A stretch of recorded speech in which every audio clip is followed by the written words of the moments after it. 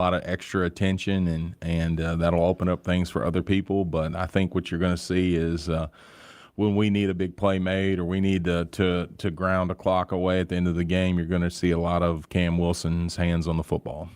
The receiving core is a bit of a question mark this year, though, because, like you mentioned, Cam is the only one coming back that made a catch last year. I think he had 13 receptions, but we mentioned he missed a lot of the season. But you do have some guys that are athletic and have a chance to have big years for you. You know, Zy Rollins and Drew Stevens and Derek Wilson, that they've played a lot of varsity football. They haven't had a lot of catches because we've had really good receivers that were ahead of them, but now it's their turn. So I think they're going to step in and do a good job for us. You know, Zy's a really skilled receiver. He's mostly played corner for us, but he's a really good receiver. I think Drew can be a good receiver. I think that those guys are going to step up for us. You know, Derek will have some catches for us, but Derek's a really good blocker. And then we have some other younger kids that'll come in and catch the ball. I think Dayton Wilson will make some plays for us, and Kesey Wilson's going to make some plays for us, and they're both going to play some defense as well. So I think you're going to see some other kids start catching some balls, and we'll find out who the ones that are ready to play the most varsity is. Now, one kid that's not back this year and might have been your MVP last season was Cam Spikes. Who do you put at that running back spot this season? Well, the difference between this year and last year is we didn't have a lot of running backs last year, so Cam had to play linebacker and running back for us, and he did a great job, and we're going to miss him. He was very reliable. He was very tough. But this year we got 4 or 5 kids that are going to play that position, so I don't really know which one is gonna take the reins and get the most carries, but you know, Shane Farrow is playing that position. Cam Wilson will play that position some. James Massey will play that position some. Colson Maddox will play that position some. Jack Roach is going to play some F. So we got a lot of running backs to pick from, and you know, probably what's going to happen is whoever gets hot and starts running it well is probably going to end up getting more carries as the season goes on. How do you feel about the guys up front?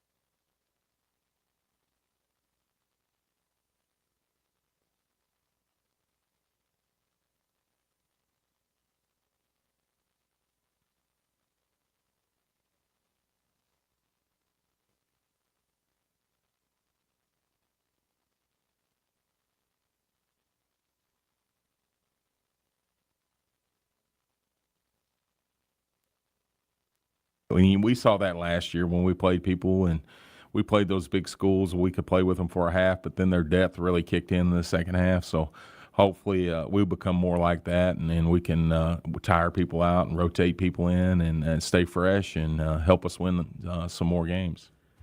One of the biggest changes this year is Wayne McGowan retired from coaching, so he's no longer there on the defensive side of the football, but you were able to go out and find a former head coach to take over the DC role.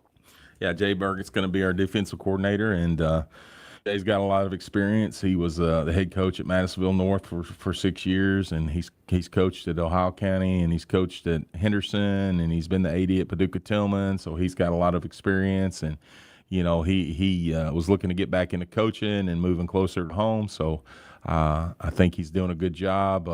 He's a pretty intense guy. He's ready for the season to start, and we're looking forward to it. Well, I'll always miss Wayne. I begged him to come back, and I'm probably going to continue to beg him to come back. But I think he wants to enjoy retirement for a little bit. So Coach Burgett's doing a good job, and looking forward to seeing what kind of product he puts out there. Well, Wayne is certainly a legend, and he's been at Caldwell County, except for his years at Murray State, for what, 30 years, 40 years? I mean, it just feels like he's been around forever. It's going to be hard to imagine the sideline without Wayne on it, or the press box without Wayne in it. But he's a great friend. We're really close, and I'm glad he gets to sit back and relax for a little while and enjoy watching his nephews, and hopefully when he sees us play, he'll get the itch, and we'll get him back in the future. But and let him enjoy his retirement a little bit right now, and he'll always be a big part of the Caldwell County football program. But with Coach Burgett now on the defensive side of the ball, you guys are going to look a little different defensively this season. Yeah, you're going to see our defensive line move around a lot. You're going to see linebacker pressure. You're going to see edge pressure. You're going to see some different coverages. And hopefully, I think if the kids play smart and execute what Coach Burgett's trying to do, it's going to cause some people fits. And, I'm looking forward to seeing it in a game for a whole time. We already scored on defense. We scored against Apollo. We recovered a fumble in the end zone. So it'd be great if we got a lot more of that. Kids are excited. I think we're going to be good on that side of the ball.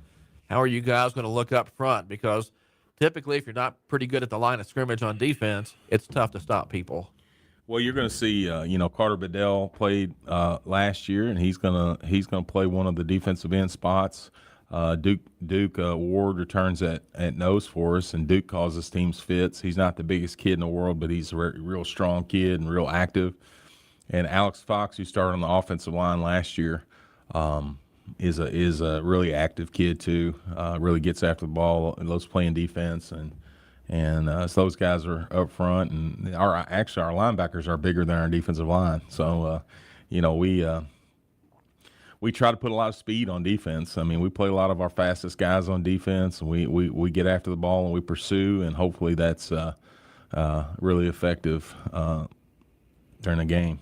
Well, just overall as a team on both sides of the ball, feels like you guys are a lot faster this season. We definitely are. We the new guys that came on and played, and the guys that return, they've gotten faster.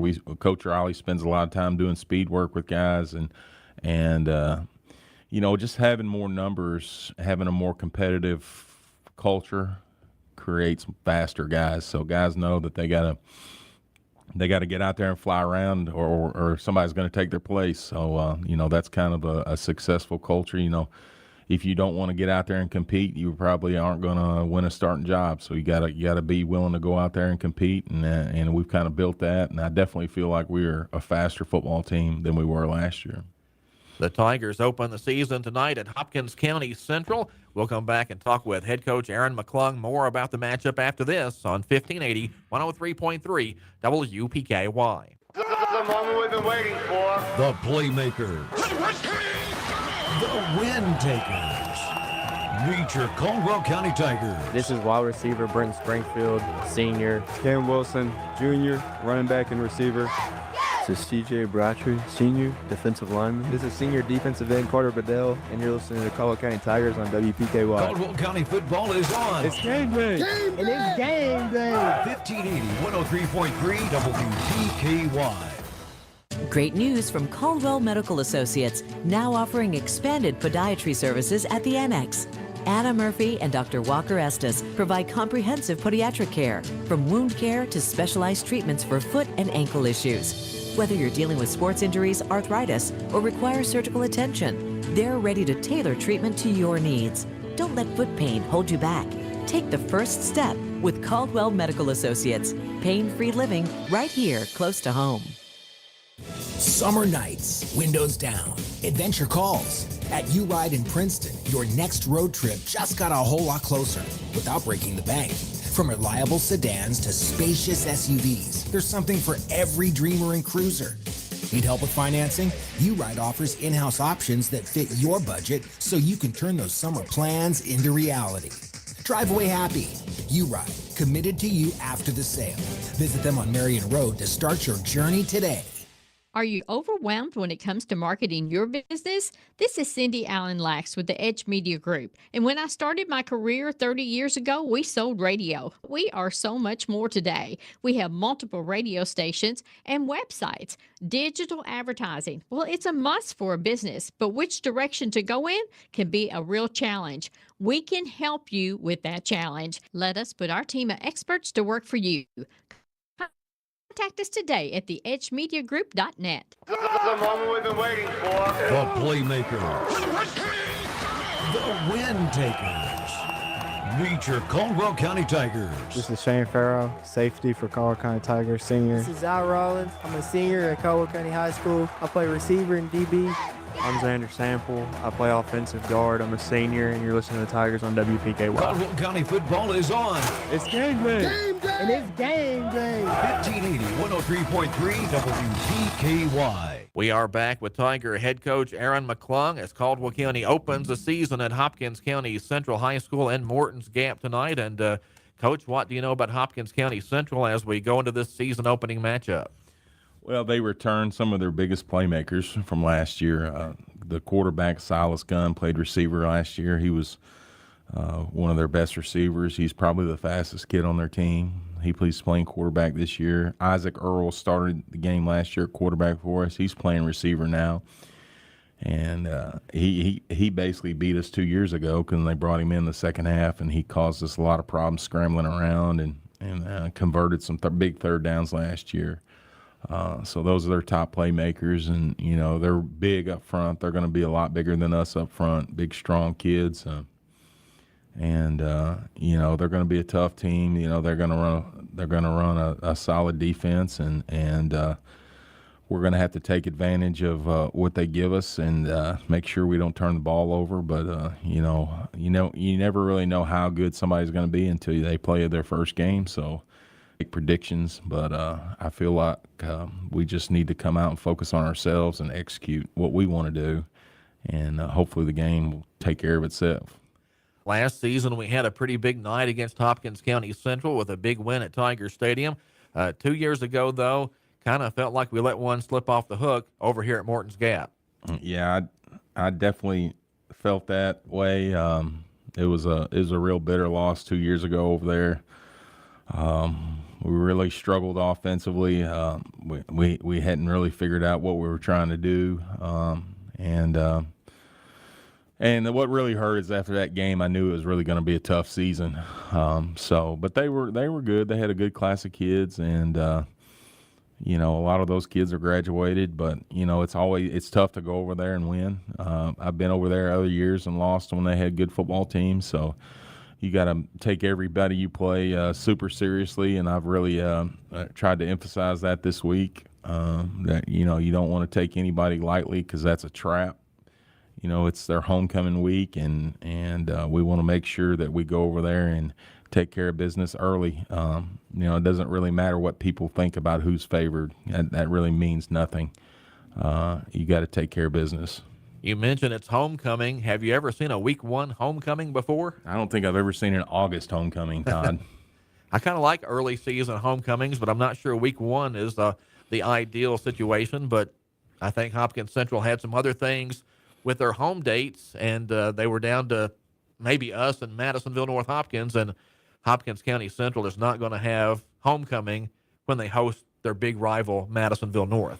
Well, I know this. Typically, people pick homecoming game as somebody they think they can beat. So that's what I told the kids. You know, Hopkins Central picked us for the homecoming game because they looked at their schedule and they feel like we're somebody that they can beat. So, you know, we're going to use that as motivation, and we're going to go over there and we're going to attempt to ruin their homecoming.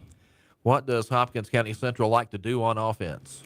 Well, they run a spread, but they're kind of like us. They can run or pass it. You know, they're gonna try to figure out what we're giving them, and they're gonna if we can't stop the run, they're gonna run the ball. They do a bunch of two-back stuff, and you know, if we don't stop the run, they're gonna keep running it. The quarterback's a good runner. That's going to be a big factor. We have to make sure we contain the gun kid because he's probably the best athlete on their team.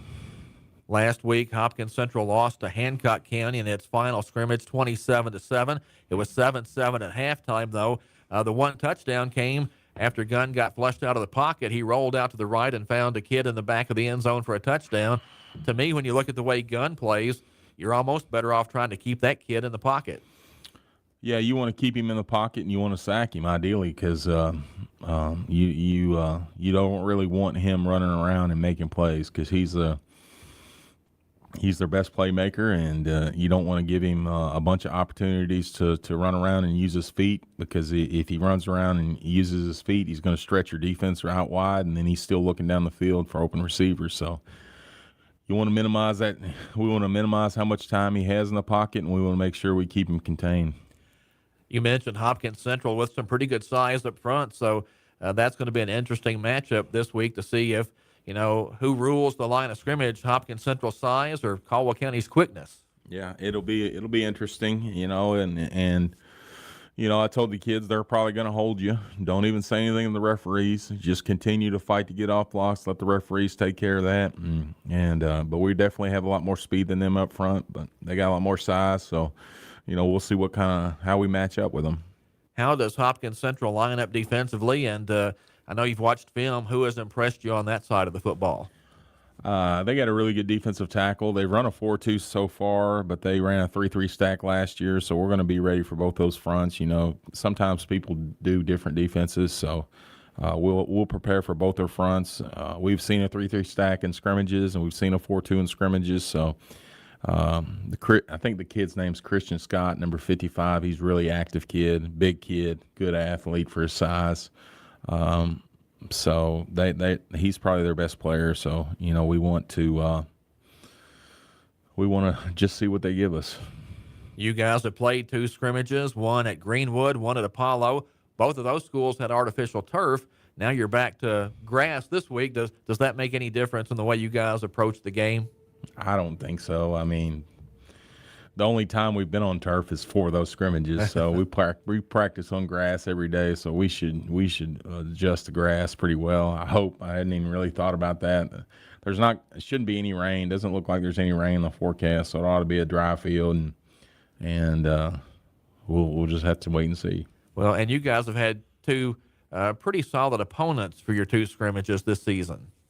Yeah, and that's intentional. We wanted to be tested. I wanted to play good people in scrimmages. I don't think it really does any good in scrimmage to just go blow somebody out and play somebody that isn't really going to help you figure out who should be starting or not. So we went and played a couple teams that got physical with us and well-coached teams. John Edge and William Howard have been around a long time, so I felt good about the scrimmages, even though we didn't necessarily win them or go out and do anything. But you don't really win or lose scrimmages anyways. You're really trying to evaluate your personnel. Hopkins County Central is not a district opponent, although it kind of feels like they are because we play Hopkins Central as a district opponent in about every other sport. So it doesn't exactly feel like a non-district game going in.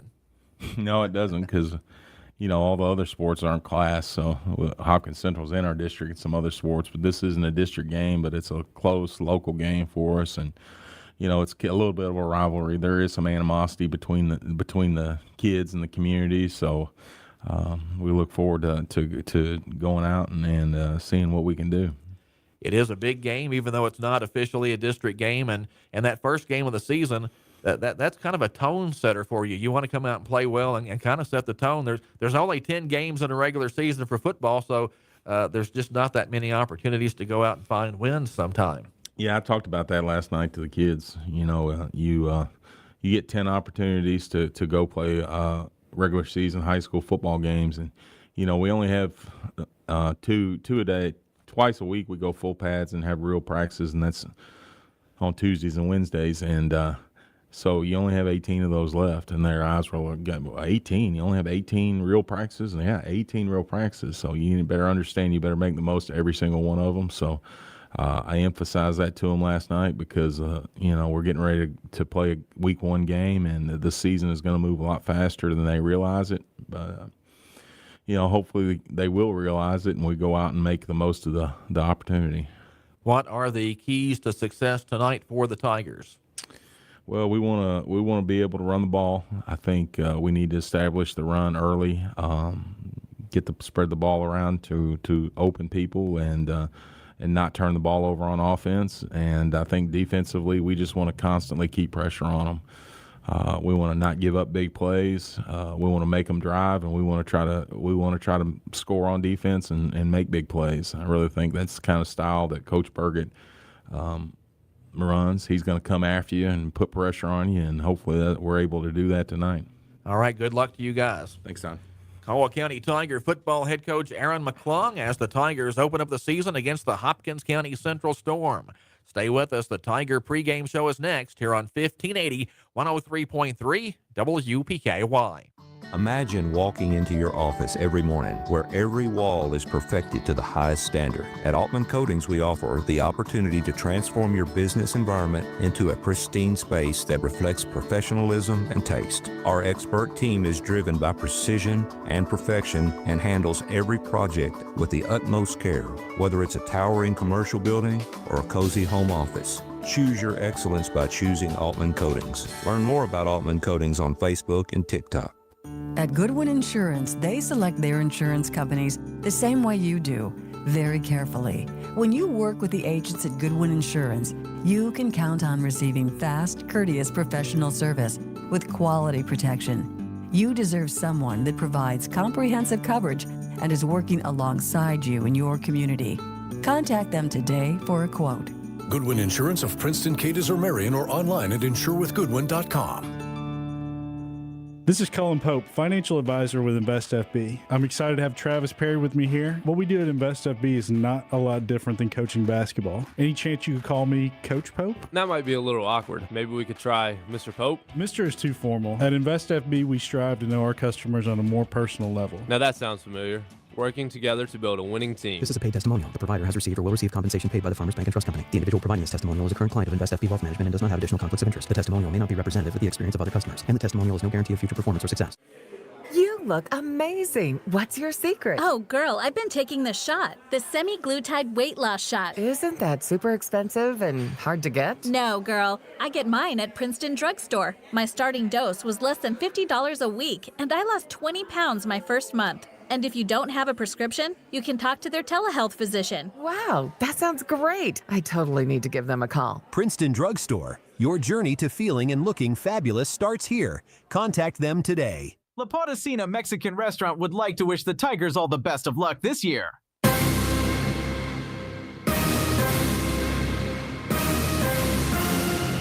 Time to head live to the stadium for a preview of tonight's action with the WPKY Sports Crew. The Caldwell County Tiger pregame show is on the air. Good evening, everyone, and welcome to Hopkins Central High School. Tonight, the Caldwell County Tigers open the 2025 season on the road against the Hopkins Central Storm.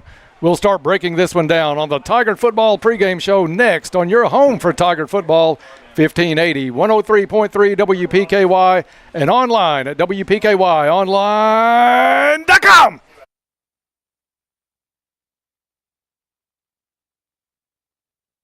This harvest season, Pennyrail Electric reminds us all to make electrical safety a priority and plan ahead. Here are some tips to keep in mind. Training your team is vitally important. When working near power lines, always use a spotter. If your machinery does come into contact with an electrical line, unless there's a fire, stay in the cab.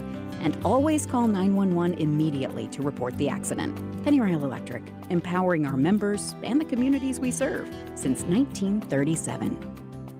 High school juniors and seniors, are you ready to take control of your financial future? First Southern National Bank is excited to highlight the Give, Save, and Spend course offered through Asbury University. This hands-on course teaches practical money management skills, including how to give generously, save regularly, and spend wisely. It's the perfect way to prepare for life ahead. Registration is now open on the Asbury University website. Don't miss this opportunity to build financial confidence that lasts a lifetime. Equal housing lender, member FDIC. Your local McDonald's wants you to know that they are ready to serve you for breakfast, lunch, and dinner. Dine-in or the drive-thru is always open, and they offer curbside pickup service. To avoid the wait in the drive-thru, you can download the McDonald's app and try curbside pickup. Stop in soon and enjoy breakfast, lunch, or dinner at your local McDonald's. Proud to be a part of this community. McDonald's of Princeton, proud supporters of the Caldwell County Tigers.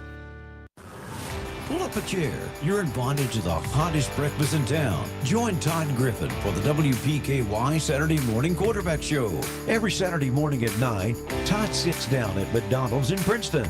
Join him for breakfast as they hash out last night's game with Caldwell's coaches and athletes and give you more than just the numbers. Brought to you by McDonald's and the home for Caldwell County Tiger football, 1580 103.3 WPKY.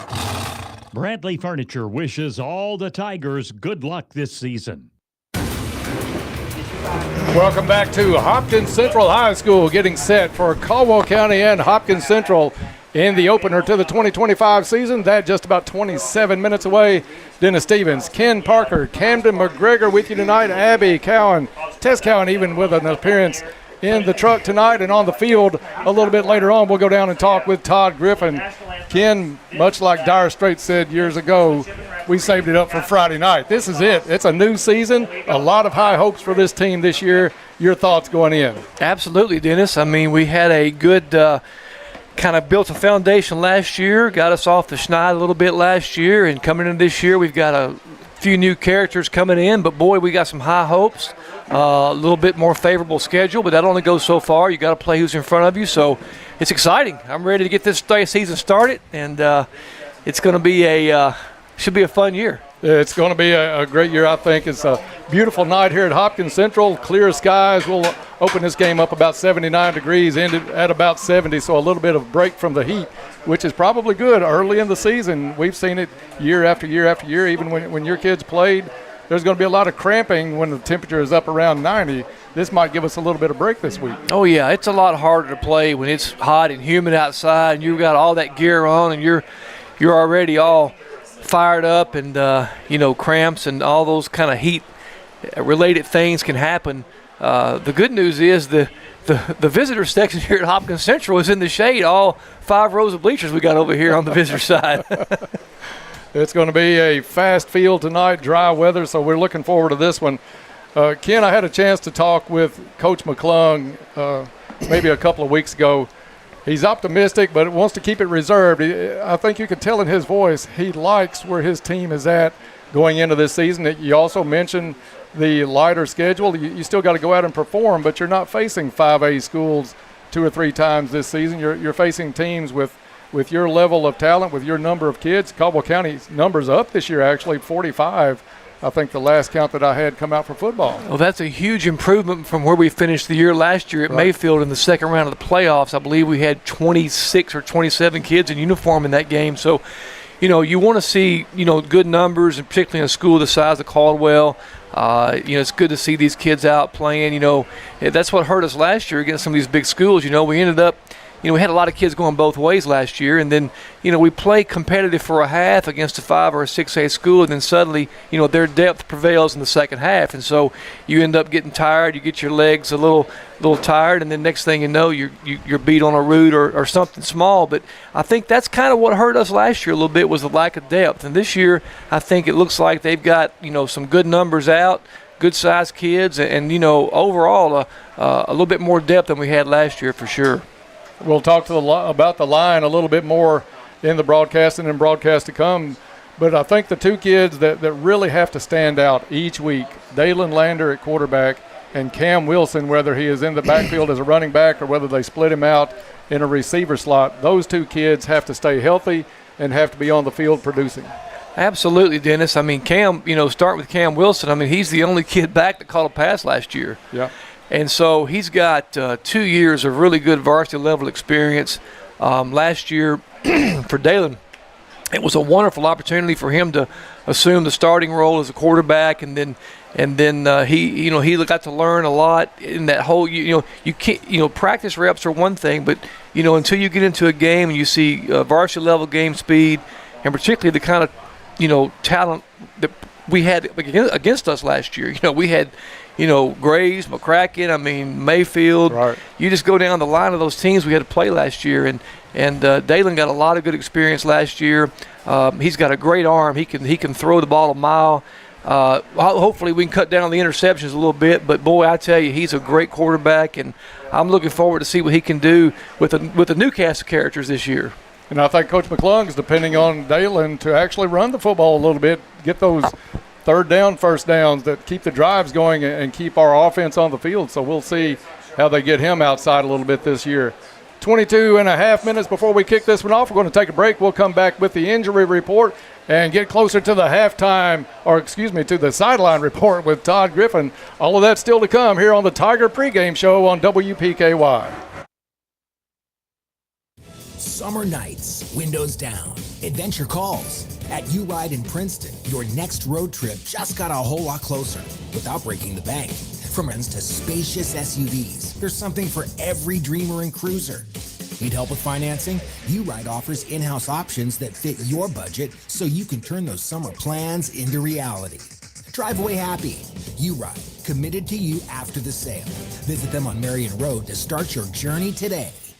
Powering your lives and lighting up your nights. Princeton Electric Plant Board's community spirit shines bright.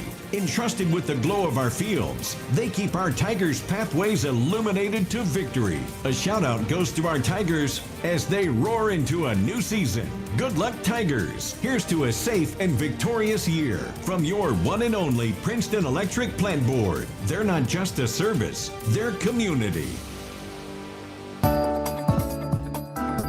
With Planters Bank, you're served up points with every swipe of your Planters check card with You Choose Rewards. You'll earn points on every credit transaction you make with your Planters Bank Visa check card. Visit plantersbankonline.com to learn more. You choose rewards on the Planters Visa check card. Reason number 15, that Planters is the bank where you can expect great things. Member FDIC.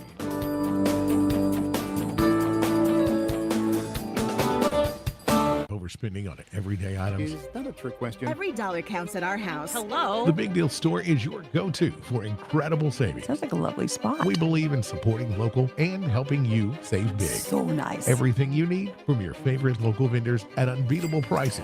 The Java Table, Joshua Tree Boutique, Bella Marie Boutique. Shop smart and support your local businesses at the Big Deal Store. I'm happy to. Start saving now. I save big every time. With Big Deal Store at WPKYonline.com. Health First Community Health Center wishes the Tiger best of luck this year. Welcome back to the Tiger football pregame show. Dennis Stevens, Ken Parker in the booth getting set for Caldwell County and Hopkins Central from Morton's Gap. Kickoff just about 20 minutes away. We'll go down and talk to Todd in a little bit here on the Tiger football pregame show. Ken, Caldwell County comes in after a 1-10 season 2 years ago. We played Hopkins Central here, had the game under control, and then a young man quarterback took over at quarterback in the second half and was like trying to tackle a jackrabbit out there. He was everywhere. Central ended up winning. We came back last year, a much better season, took care of business against Central pretty handily en route to a 5-7 season and a playoff win. Yeah, that 2 years ago, the game here, that was a pretty frustrating game. We had that game won, Dennis. That kid just came in, we couldn't tackle him. He ran converted a couple of fourth downs on us, and it just, that was a tough way to start the season for us because, looking at that schedule that we had, you marked the games we could be competitive in, and that was one of them we thought we would get a win in, and so it kind of set the tone for that season. Then, of course, last year we came back and got off to a lot different start last year. We forced them at, I think, 6 or 7 turnovers last year. They just couldn't get out of their own way. The game was a complete blowout, but it wasn't just a domination. They just turned the ball over a lot, and we flipped the field on them a couple times there, and that just once that snowball started rolling, we just took over the game. So, hopefully we can have the same kind of game tonight. I mean, that's in their crawl. They're thinking about it. They're not happy about last year. They want to come out and prove a point. They got their homecoming for whatever reason it is on August 22nd here. Right. So, again, they're going to try to flip that script tonight for homecoming, but hopefully we can come out and just take care of business. And generally, you schedule your homecoming for a team you think you can beat. So that's in the back of Caldwell County's minds, I'm sure, tonight. 18 minutes before we kick this one off, let's take a quick look at tonight's injury report Brought to you by Caldwell Medical Center, Caldwell Medical Associates Orthopedic Clinic, your one-stop shop for orthopedic care to get you back out on the field. Our skilled team of providers have the experience and knowledge to treat and diagnose a wide range of orthopedic services. Caldwell Medical Associates, a proud sponsor of Caldwell County Athletics.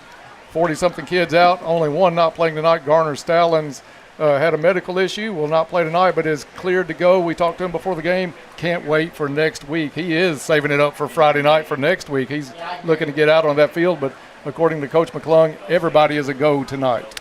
Well, that's the way we hope we keep it this year, Dennis. I mean, I hope that none of the medical providers are busy with this team this year at all. So that's the best kind of season you can have. And Garner is a spark plug. He's a great ball player. He's a really good. Doesn't get a lot of attention in the press about it, but boy, I tell you, he really does a good job on that line. I mean, he takes up space, he makes plays. I mean, he's a good ball player. He is, and we're looking to keep you in the booth all the time, every game, all season long. That's our goal. 17 minutes before we kick this one off, we're going to take a break. We come back, we'll go down to the field for the first time tonight with Todd Griffin. That's still to come here on the Tiger Football pregame show. Powering your lives and lighting up your nights. Princeton Electric Plant Board's community spirit shines bright. Entrusted with the glow of our fields, they keep our Tigers' pathways illuminated to victory. A shout out goes to our Tigers as they roar into a new season. Good luck, Tigers. Here's to a safe and victorious year from your one and only Princeton Electric Plant Board. They're not just a service, they're community.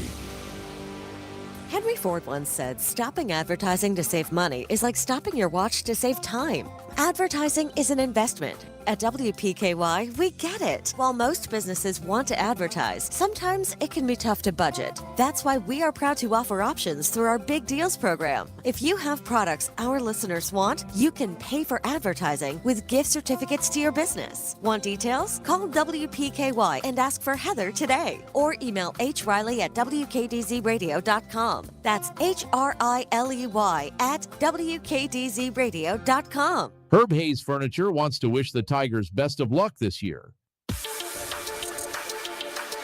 Welcome back to the Tiger Football pregame show. Dennis Stevens, Ken Parker with you tonight on a beautiful night from Hopkins Central. 15 and a half minutes before we kick this one off. We're going to go down to the field with Todd Griffin. And Todd, they're going to have the anthem in about 30 seconds. But after that, you go ahead and do your thing in your segment on here, but just want to give you the heads up as they are a little bit earlier than most places do the national anthem. Yeah, we're going to have a long night here tonight. We'll have homecoming tonight as well here at Hopkins County Central, and you're right, they're getting ready to do the national anthem here. Got Chris George down here on the sideline with us, and Chris, Dennis mentioned the weather tonight, and man, you couldn't ask for any better to start the season off. No, I mean, usually on opening night you're worrying about weather delays because of the heat index, and you can't beat this. So we are going to get the national anthem now here at Storm Stadium, and it's the season opener, Caldwell County and Hopkins County Central here in Morton's Gap tonight. So we'll take a break as well and listen to the national anthem here before tonight's season opener against the Hopkins County Central Storm.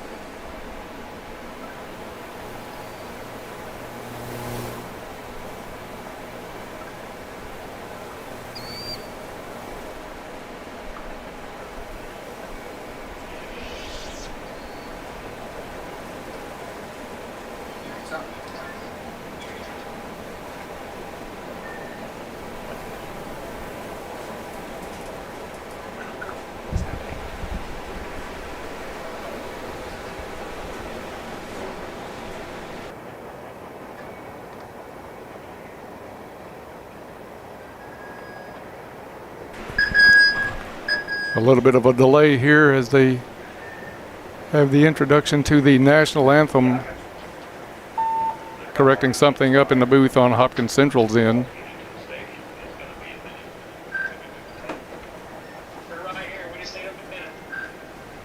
Flags presented at midfield here at Storm Stadium tonight by Hopkins Central. They always do a great job observing or honoring the military in their presentations of the national anthem here at Hopkins Central.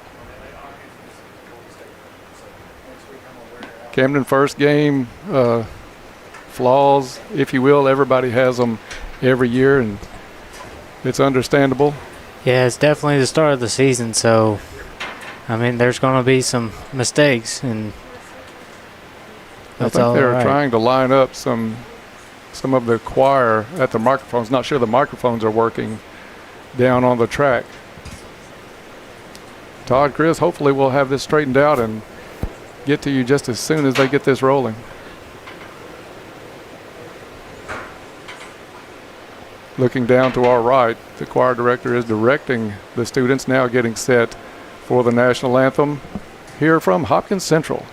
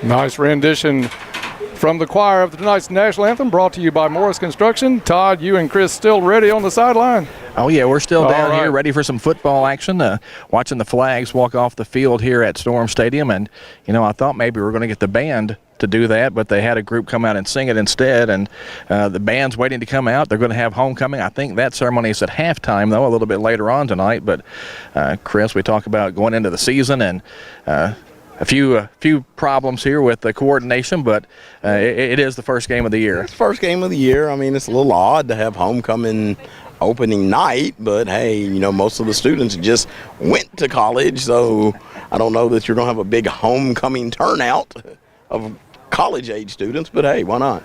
Well, as far as the game goes, though, we're pretty excited. I feel like there's a lot of excitement around the Tiger football program, the community, the fans that, you know, after a 1-10 year 2 years ago, got to 5-7 last season and hoping to go one more step again this year. Well, you know, Todd, you look at the schedule, you know, I think we're playing competition closer to the competition we should be playing. I'm excited, you know, to get Marshall County back on the schedule. I like this Hopkins Central game. And, you know, and the biggest thing I saw tonight was the numbers seem to be back up on the roster. Yeah, definitely a better situation as far as that goes. And when you look at the game here tonight, I think it's going to come down to the size of Hopkins County Central up front and the overall team speed of Caldwell County. Well, you know me, what I'm going to say, run the ball, run the ball, run the ball. Get Jack Roach and Cam Wilson on the edges and make those big boys run, chase them down, and in the fourth quarter, they're probably not going to do it anymore. Yeah. against Hancock County over here in the final preseason scrimmage for Hopkins County Central. Hancock was able to get some people open deep. There was some confusion in the Storm secondary, and if we see that tonight, I think that's something that maybe the Tigers can take advantage of, maybe even better than Hancock County did last week. Well, you got to have balance, but for me, it all starts with running the ball. Yeah. Run the ball. I think we'll see part of that. I think Coach Aaron McClung wants to establish the run game, and up front, though, in the middle, Hopkins County Central did a pretty good job against Hancock County for the first half of the scrimmage last week. I think the big boys might have got a little tired at halftime, though, and didn't quite do as good a job in the second half. But like I said, when Hopkins Central takes the field, you'll see some beef up front, but I think this is one of the quickest Tiger teams we've seen in a while. Well, we talked about the weather, and if they've got a bunch of big boys up front, that's when you want it hot. So they're getting hot and tired, and fourth quarter at wind time, they're just out of gas. So, this weather's going to favor them. But, like I said, I look for a good ball game. And, good thing about the Tigers, I didn't get to see the second scrimmage, but the first scrimmage, they showed a lot of balance. Yeah. They threw the ball a little bit, but they also ran the ball. All right, thanks, Chris. Dennis, going to send it back up to you now, and I think we're not far away from getting the opening coin toss tonight, so I'm going to try to get in position to get that. All right, thank you, Todd. Thank you, Chris. 6.5 minutes before we kick this one off. Caldwell County, Hopkins Central in the opener of the season for both squads tonight. These two teams have split the last two meetings. So Caldwell County comes into tonight, though. Ken Parker with me tonight. Good with me going out and getting the coin toss. And it's going to be a team that's on an upswing. I think Caldwell County has the confidence coming into this game. They just want to perform. They want to hit somebody else. Absolutely, Dennis. Like I said, they're coming off of a pretty successful season and a big win to start the season last year. So I think they're ready. We'll take it back down to the field with Todd for tonight's coin toss. Guys, I told you we were getting along pretty quick down here. Both teams already meeting at midfield with the captains and shaking hands. We're not far away from getting the opening coin toss tonight and having both teams run out on the field tonight. Let's listen in as we have the coin toss. All right, guys.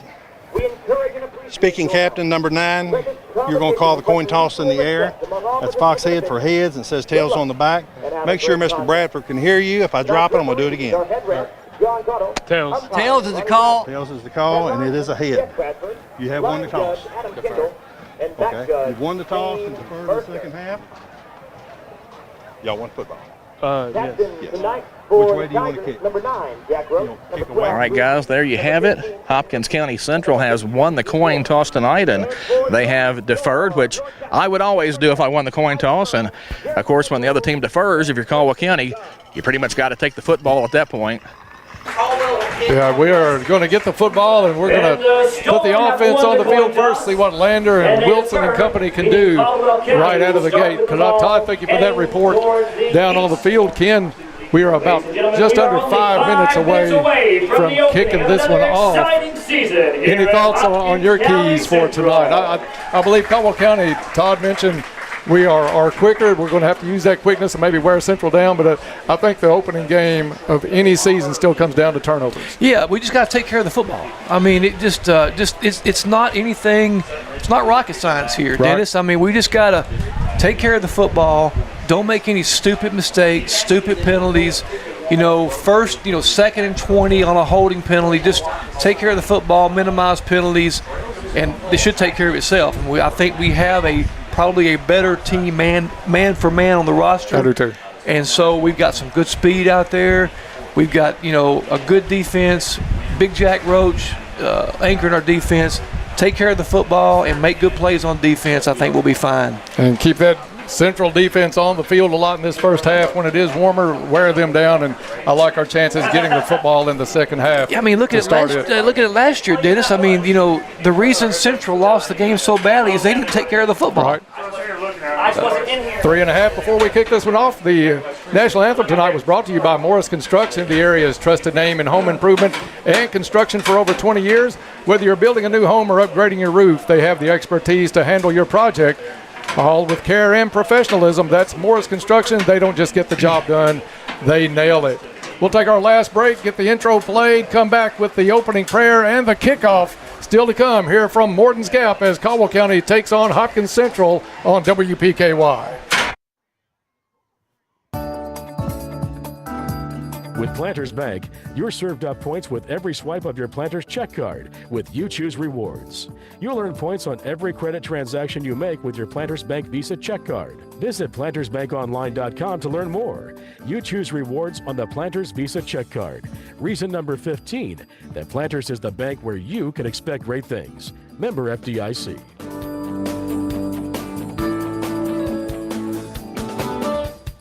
Class is in session. I think it's time we started our new class project. It's School of Rock time. Who else wants to go for the gold? Listen to WPKY weekday mornings with Taz for that day's letter. Text a rock band or artist that begins with that letter to 270-963-9038. Get registered to win a daily prize from Morris Construction, Bad Band McDonald's, Farmers Bank, and more. Plus, you'll get registered for Friday's Big Loot Bag. The School of Rock, only from 1580, 103.3 WPKY. Hopkinsville Electric System wants to wish the Tigers and Lady Tigers best of luck this year. It's a Friday tradition. The smell of popcorn is in the air. The WPKY sports crew is ready. Get on your feet, Tiger fans. It's kickoff time. Caldwell County Tiger football is on the air. Don't miss a moment of tonight's action. Listen live on the free WPKY app, worldwide at WPKYonline.com, and on the air at 1580, 103.3 WPKY. Back to Hopkins Central High School, a minute and a half away from kickoff. Dennis Stevens, Ken Parker on the call with you tonight. Camden McGregor in the booth with us on the field. Todd Griffin on the sideline. And back at the station in the truck, it's Abby Cowan. And Abby, great job on your first pregame show, by the way, our rookie this year, so great job on that. Time now for tonight's opening prayer. Holy God, thank you for another Friday night. We ask that you protect each student that steps on the field tonight, and we also ask that you bless the efforts of each student in ways they never thought possible. In Jesus' name we pray, amen. Amen. Dennis, if this ball is kicked to Shane Farrow, I'm calling it. He might take it back. Kickoff is brought to you by Farless Realty. Are you ready to buy or sell a home? Don't waste precious time. Call Farless Realty today and let a realtor do it for you. Call 270-365-5058 or stop by 323 South Jefferson Street in Princeton or online at Facebook and farlessrealty.com. Shane Farrow back in the lineup. Been out injured during a lot of the preseason. He's going to catch this football at the 20-yard line. Up the field he goes, far sideline, pulled down just shy of the 35-yard line. Good starting field position for Caldwell County. Shane's a really fast kid. He's a really good track runner, Dennis. He excelled on Caldwell's track team last year, and obviously he was a good player for us last year in the football on the defensive side of the ball until he got hurt against Crittenden. Right. He basically concussed himself out of the rest of the season, I think. And Ken, I'm going to stand behind you a little bit at times tonight. We are working between a couple of different windows here at Hopkins Central. It's Dalen Lander out of the gun. Trip set out to the right. Lander hands it off, though. Roach up the middle to the 40-yard line. Brought down after a good gain on first down. Yeah, they pretty much gashed him for about 8 yards there, right up the middle on a little dive play, Dennis, to Jack Roach. Again, if that's the case, it's going to be a long night. Because the minute they're going to start stacking that box, we're going to get the ball outside of one of these receivers. Lander in the backfield now with Roach and Cam Wilson. Stevens and Derek Wilson. We got a guy uncovered. We got a guy uncovered out here. Derek Wilson is uncovered. Hand off to Cam Wilson. Stood up at the line of scrimmage. No gain. Wilson met by a group of storm. That'll bring up third down and about 3 yards. Let's go down and check it out from the sideline with Todd Griffin tonight. Todd, what's it looking like from your side? Down here, it's about 1.5 yards short of a first down, it looks like. And, you know, at times it's kind of lonely on this side of the field because all the fans are in the stands on your guys' side of the field. That was a favorable spot, Ken, I thought, for Caldwell County. Wilson actually picked up a yard on the play. Third down for Caldwell County. 2 receivers each side, and that's going to be a first down as Central got a little anxious on their right side. Came across the line. That'll be a first down for Caldwell County. First downs this season brought to you by our friend Nikki Dunbar at New Tech Seed. New Tech Seeds growing more than just corn and soybeans. Like the Tigers, they grow success. Nikki Dunbar, District Sales Manager with New Tech Seeds, joins farmers in the area like Jake Jones with Farmersville Seed and Ackridge Farm Supply. Check him out for all of your seed needs. Lander rolling out to the left, puts it down the field, wide open, complete to Zy Rollins, and that's going to be 6 on the board for a Caldwell County touchdown Tigers. Man, it was too easy, Dennis. So Cam Wilson ran a little out. It was a little combo route. Cam ran an out. Everybody went with Cam, and nobody went with Zy. Zy just ran a straight fly down the field, and Dalen saw him for 6, put his hand up, Randy Moss style, and it was pretty much a pitch and catch, about as easy as it gets there. Goodwin Insurance touchdown for Caldwell County. Goodwin Insurance, a locally owned independent insurance agency capable of handling all of your insurance needs. Sutton Ritchie, we haven't had a chance to talk about him much, but you talk about a weapon for Caldwell County this season. This kid is able to kick for over 50 yards on field goal attempts. He's got plenty of leg. A timeout on the field. Yeah, it's a little frustrating. Hopkins Central. I don't think they had the right alignment out there, so we'll keep it right here, Abby, on this one. It was us. We had, was it? Yeah, we had to burn a timeout. We had some personnel issues out there, and it's kind of opening game things. You just got to get used to the flow of the game, but kind of frustrated to burn a timeout on the dadgum extra point, 6-0 Caldwell County quickly. A minute and a half gone in this one. Tigers on the board. Lander. He's got a pretty good quarterback rating. Got a pretty good quarterback rating so far this year. I would say so, yeah. 1 for 1, about 65 yards and a score. That's Now Sutton Ritchie getting set for the extra point. Stevens on the hold. Caldwell County in the road white tonight, blue pants and gold helmet. Kick is up, plenty of distance, and it's good.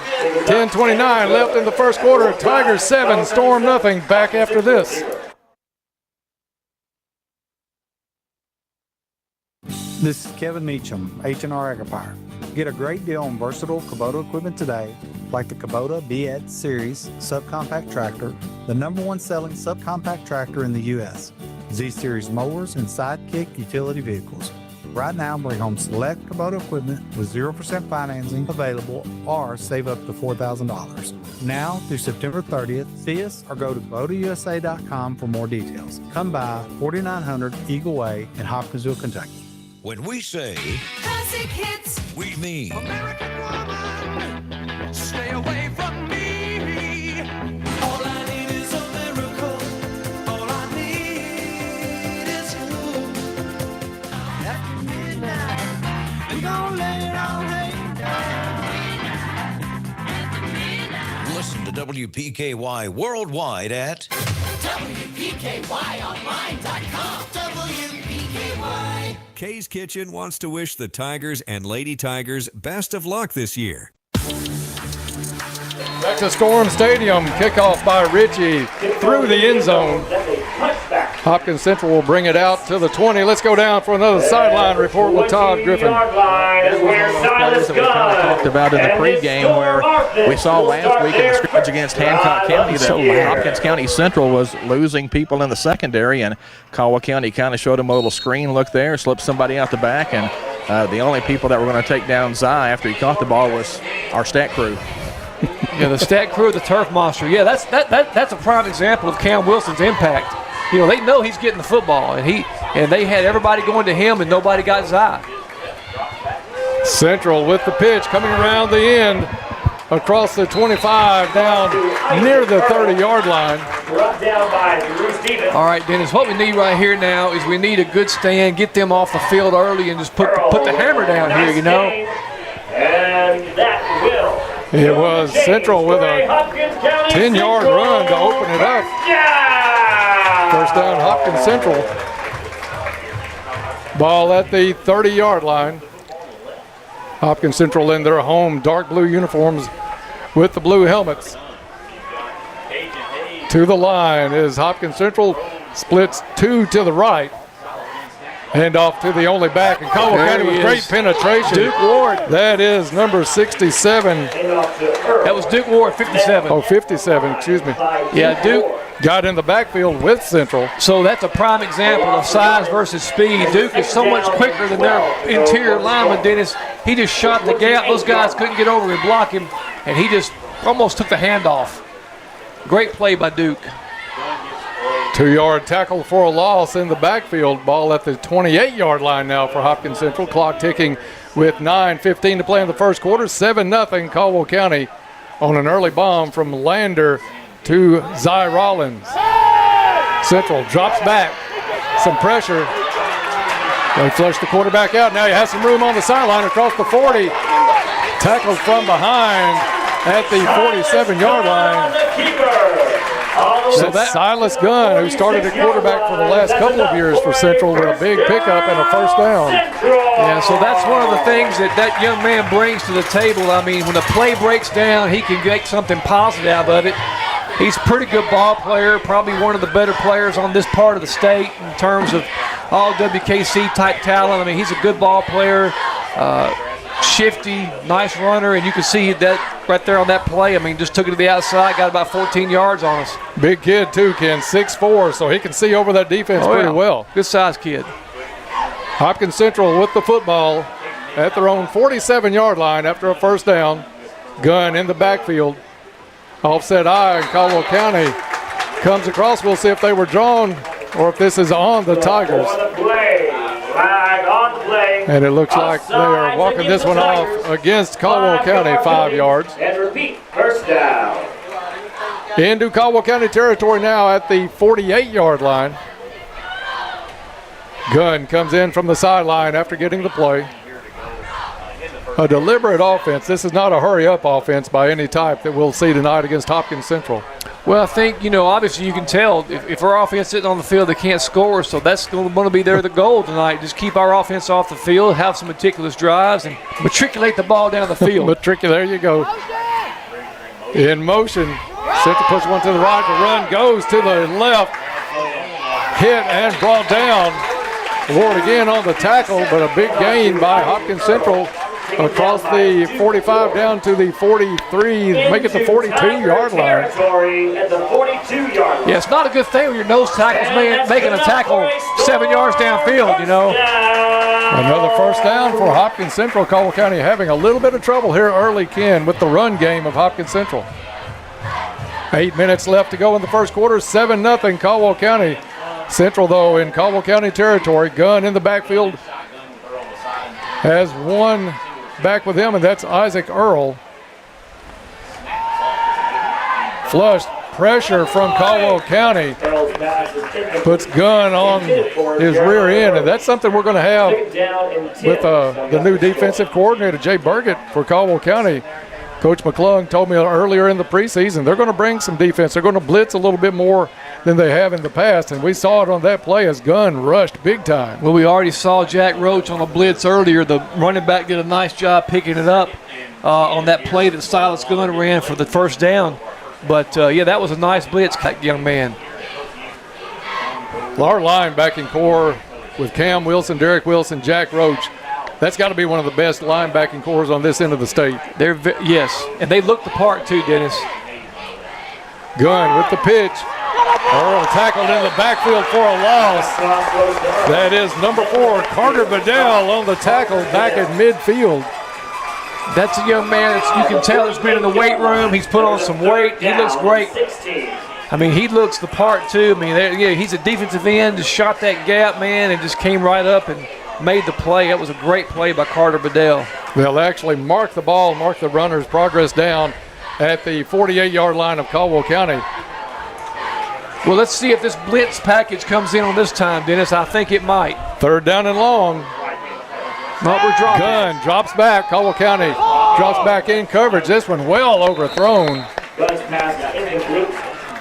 intended receiver was for Kajon Hayes, but he was in double coverage on this side of the field. No way to get to the football. Fourth down for the Storm, and even 7 minutes on the clock left in the first quarter. We'll see if they bring in the punt team, and looks like they will punt this one away. Punter for Hopkins Central is number 25, Gage Brazier. Snap is back. It's a good snap. Caldwell County with some pressure. Not much on the kick. Off the side of his foot. Takes a storm roll across the 30, and that'll be down at the 28-yard line. 7-0 Caldwell County.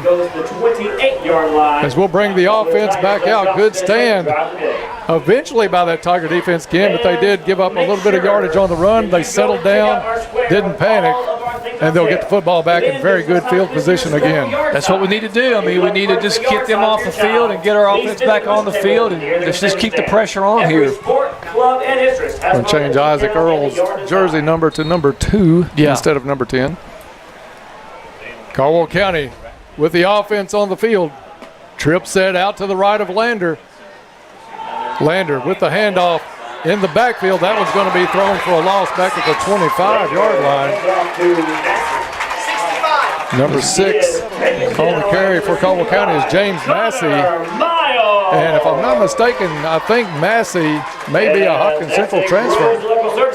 Yeah, I think he's a new kid here, and don't know much about him there, so we'll have a chance to see him tonight, hopefully a little bit. It looks to me like he got a little horse collar there. I'm not sure if it was or not, but it looked like he may have got pulled from the back. Massey's going to stay in the backfield with Lander. Still that trip set out to the right with Stevens on the far end of it. Lander instead rolls left, drops the football, able to pick it back up. Still under pressure, gets to the sideline, tackled out of bounds. Gets back to about the original line of scrimmage. Oh, yeah, he did a little basketball dribble there, Dennis, and we really got lucky because that football normally doesn't bounce right back up to you like that. A good break for Caldwell County. Third down coming up for the Tigers. Clock rolling with just under 6 minutes left to play in the first quarter. Tigers with a 7-0 lead. 65-yard touchdown pass from Lander out to Zy Rollins on the third play of the ball game. 2 receivers each side for Lander. He drops back, has good protection, throws it up to the sideline. Wilson cannot reel it in. That ball, I think, was going to be out of bounds anyway, Ken. Fourth down coming up for the Tigers. Yeah, nice job. You know, first of all, a couple things I'm seeing. You know, nice protection for Dale. He's got time to throw the football. Derek Wilson ran a little corner fade type route and almost had it there. You know, I think that those plays are going to be there, Dennis. I believe we can beat these guys in the passing game here. You know, our coaches upstairs are seeing all this already, taking all this in, make their adjustments. Let's see if Sutton get us a good punt out here. Hopkins Central drops one deep back around their own 40. Ritchie with some good leg. Bad able snap. to put it up. This one high. It's going to take a bounce in Central territory and downed by Caldwell. Now loose on the field. It should be dead because we touched the ball first. They're going to call it dead at the 40-yard line. Caldwell County will bring the defense back out with 5:18 left in the first quarter. 7-0 Tigers. Let's go down for a sideline report with Todd Griffin. Well, guys, one stat I can give you that I pass along now is that I don't think we'll see a taller defensive coordinator all season than the one Hopkins County Central has. Albert Jackson, who was a standout player at the University of Georgia. He's about 6'7" or 6'8", had a great college basketball career at Georgia. He's the DC now for Hopkins County Central. He's easy to spot on the sideline. Yeah, Todd, we were playing in basketball one year, and he walked in the locker room with the team, and I thought, please tell me that guy's not playing on this team. Ken, you're right. They did spot that ball down at the touch of Caldwell County. Ball spotted at the 45 for Central. Well, they'll take over 1st and 10. Silas Gunn at quarterback. Isaac Earl will be in the backfield with him. They'll split 2 players out to the right side, 1 near side. Receiver comes in motion. Now it's 2 to the left. Hand off to Earl on a misdirection. Flag comes down on the field. Earl's going to be tackled for a loss all the way back inside the 35-yard line. 2 flags come in. It's going to be a hold against Hopkins Central. Great job there by Cam Wilson. Turn the penalty down and maybe take the loss for sure. On this one, because the loss was all the way back to the 33-yard line. 2nd and 20 versus 1st and 20. I think you definitely do that. And great job by Cam Wilson stringing that play out and just taking that kid down there. That was a good job by Cam. Talk a little bit about the aggressiveness that Jay Burgett plans to bring with this defense. Listen, I think we've got the speed for it. That makes defense fun. When you're flying around with the football and everybody's excited, and that's a fun way to play football. Kesey Wilson in the lineup at corner. He's going to be on near side on single coverage. Central lining everybody up now. 2 receivers to the left for Gunn. Gunn drops back, gets some pressure, flushed out of the pocket again. He's going to be slowed down. Cam Wilson with the sack. Listen, Cam Wilson. And Kim, let me interrupt you on this one. Please. Because we have a great new sponsor. I love this one. A Big Mac Sack Attack this season. McDonald's brings that to us. There's another Big Mac sack. When our defense brings the heat, you know it's game time. Make your next stop at McDonald's a perfect spot for a pregame meal or a late night bite. Appreciate Joe Mack and the crew at McDonald's sponsoring the Big Mac sack, and that was one. Let's just hope we have a lot of Big Mac sacks this year, Dennis. But Cam Wilson, if you watch those documentaries on Herschel Walker and Marcus Dupree, that's what Cam Wilson looks like out there. He's a man among boys out there. You know, he's 220 pounds. He's 6'2". I mean, he's a big kid, man. Coach McClung really bragged on him getting in the weight room. I know you mentioned Carter Bedell did the same thing in the offseason. Roach on the blitz up the middle. It's picked up. Gunn looks to run. Gets loose. Shakes a tackle at the 35. Still on his feet at the 40. Finally brought down at the 40-yard line. It's still going to be 4th down coming up for Hopkins Central. Yeah, Mr. Gunn is going to have some sore legs tonight and probably some sore ribs when this thing's all over with because, man, he is shouldering a lot of this load tonight, Dennis. And we'll probably have a dream that includes a number 2 in it somewhere. It might be a nightmare. Central brings the punting unit in. Back deep for Caldwell County is going to be Shane Farrow, the senior. Bobble snap. Get kick it, Shane. Is up. Go get it. A better kick this time. Go, Shane. Farrell receives it at the 20-7, tries to shake a tackle, doesn't get much more, maybe out to the 28-yard line. Yeah, Shane's going to learn one thing on that punt return, Dennis. When you catch it, you got to go. I mean, when you start dancing, everybody has a chance to get a little closer to you. When Shane catches that ball, if he hits that left sideline, you know, with his speed, who knows, you know. Right. Ball spotted at the 29-yard line. 2:51 left in a very fast first quarter tonight. Todd, in the press box tonight, it feels pretty good. Tell us something about the temperature down on the sideline for August. It's perfect for this time of year. Maybe a little warm if you're all geared up to play football, but from a fan watching the game, this is just about perfect, and it's going to drop down into the 70s even more as we go along. Lander, low snap, able to pick it up, has time to throw, looks it over. He's got him. Left flag in the backfield, wide open. Farrow catches the ball at the 34-yard line, takes it to the house, but it's going to come back on a hold against Caldwell County. That's too bad, boy. I tell you, Dennis. Caldwell's finding a way to get a receiver open down that sideline. I don't know what's going on with their coverage on that side, but they better shore that up because, I mean, these guys have been, you know, they look like a dog racer in the Iditarod. They're so alone out there, man. I mean, it's crazy. Guys, that happened 5 or 6 times last week, and Hancock County's quarterback just couldn't quite get his receivers the ball enough, but Central has had some problems in the secondary all through the preseason, and it looks like they haven't quite got that fixed yet. And looks like it's a shame about that holding call because that was a big play. Yeah, it looks like they're swapping their free safety out. He's going to get a little chalkboard talk over there, I believe, Dennis. Ball back to the 19-yard line, first down and 20 coming up for the Tigers. I think I'm running all goes so they stop it and don't hold. Trip set includes Derek Wilson, Cam Wilson, and Drew Stevens on the right side. You've also got Roach flaring out to the right. Roach takes the short drop, gets it up the field and out of bounds at the 27-yard line. Good hands by Jack Roach. And you talk about a hard-nosed runner. I know Caldwell County, nobody wants to tackle Cam Wilson. Jack Roach is not going to be a piece of cake either. Yeah, Jack Roach he looked like he does now when he was a freshman, and he's only 4 years older now, Dennis. Just imagine what he's got, man. The kid's big, strong, he's quick. And, Jack Roach reminds me of the type that needs the old nose hook face mask that Larry Zonka used to have. With a neck roll.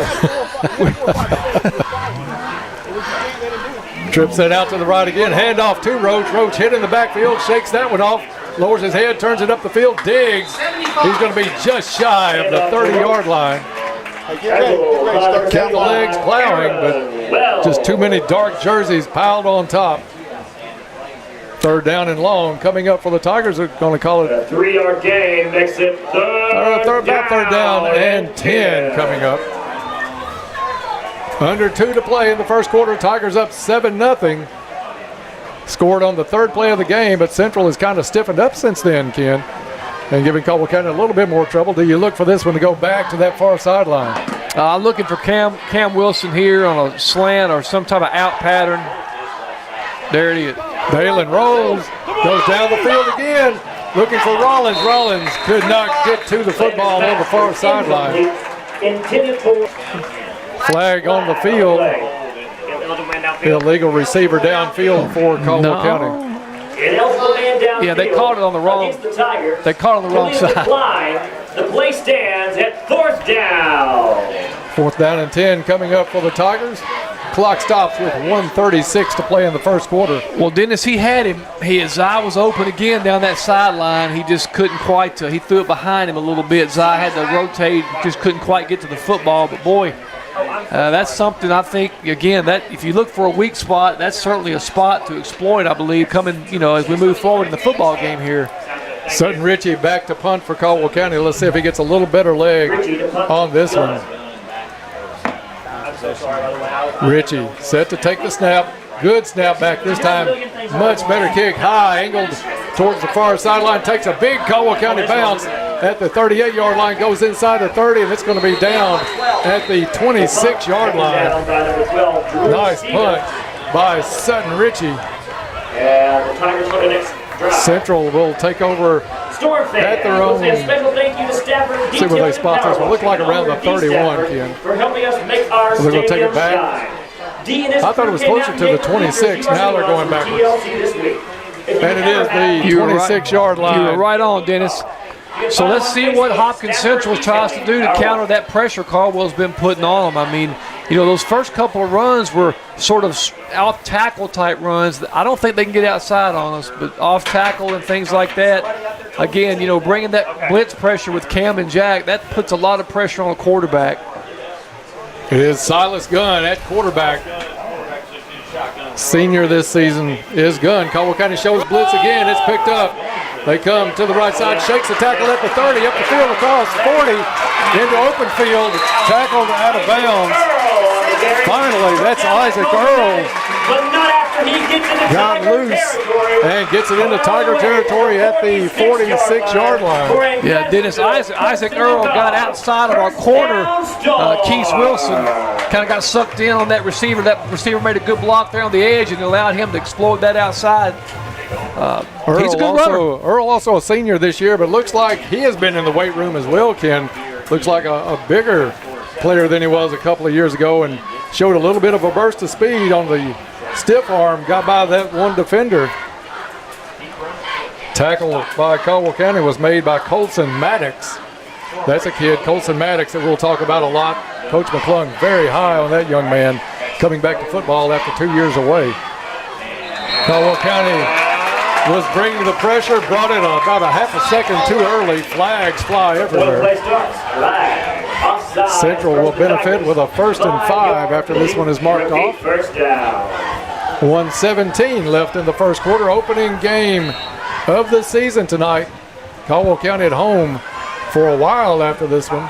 Tigers with 4 away games because of the switch with the Todd County game being now played at Princeton, and I think, if I'm not mistaken, on a Thursday night this season because of referee issues. We'll get more from Todd on that schedule change later in the broadcast. Silas Gunn gets set for the snap. Caldwell again shows pressure. Gunn drops back, throws over the middle. That one over everybody. Well, I think Silas Gunn would have been better off to run that football.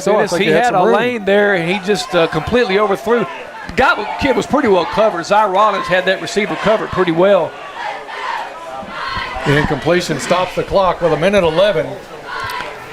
2nd and 5 coming up for the Storm. 7-0 Caldwell County.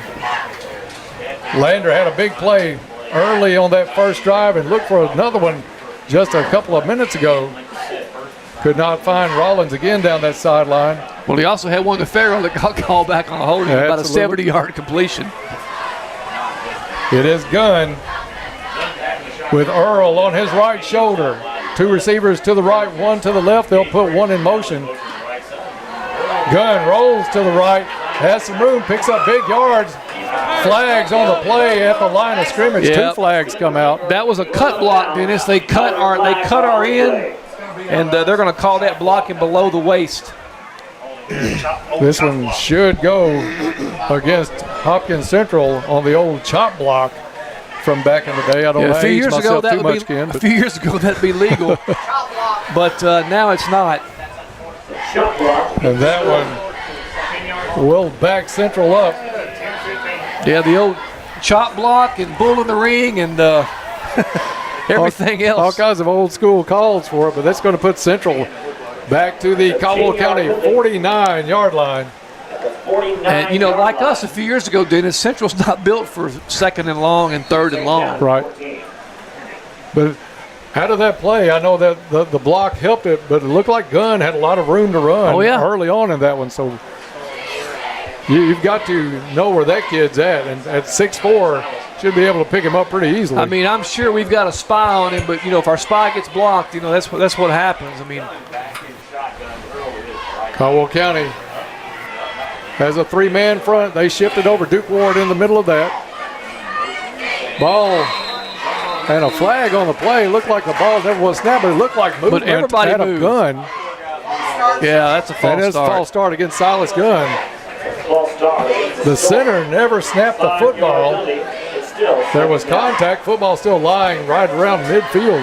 Well, I tell you, Dennis, Central is just really shooting themselves in the foot here. They've had penalties that have really taken them out of 2 drives here now. Yeah, they had the ball inside right around the Caldwell County 40-yard line with 2nd and 5 just a couple of minutes ago. Now back in Central territory at the 46-yard line.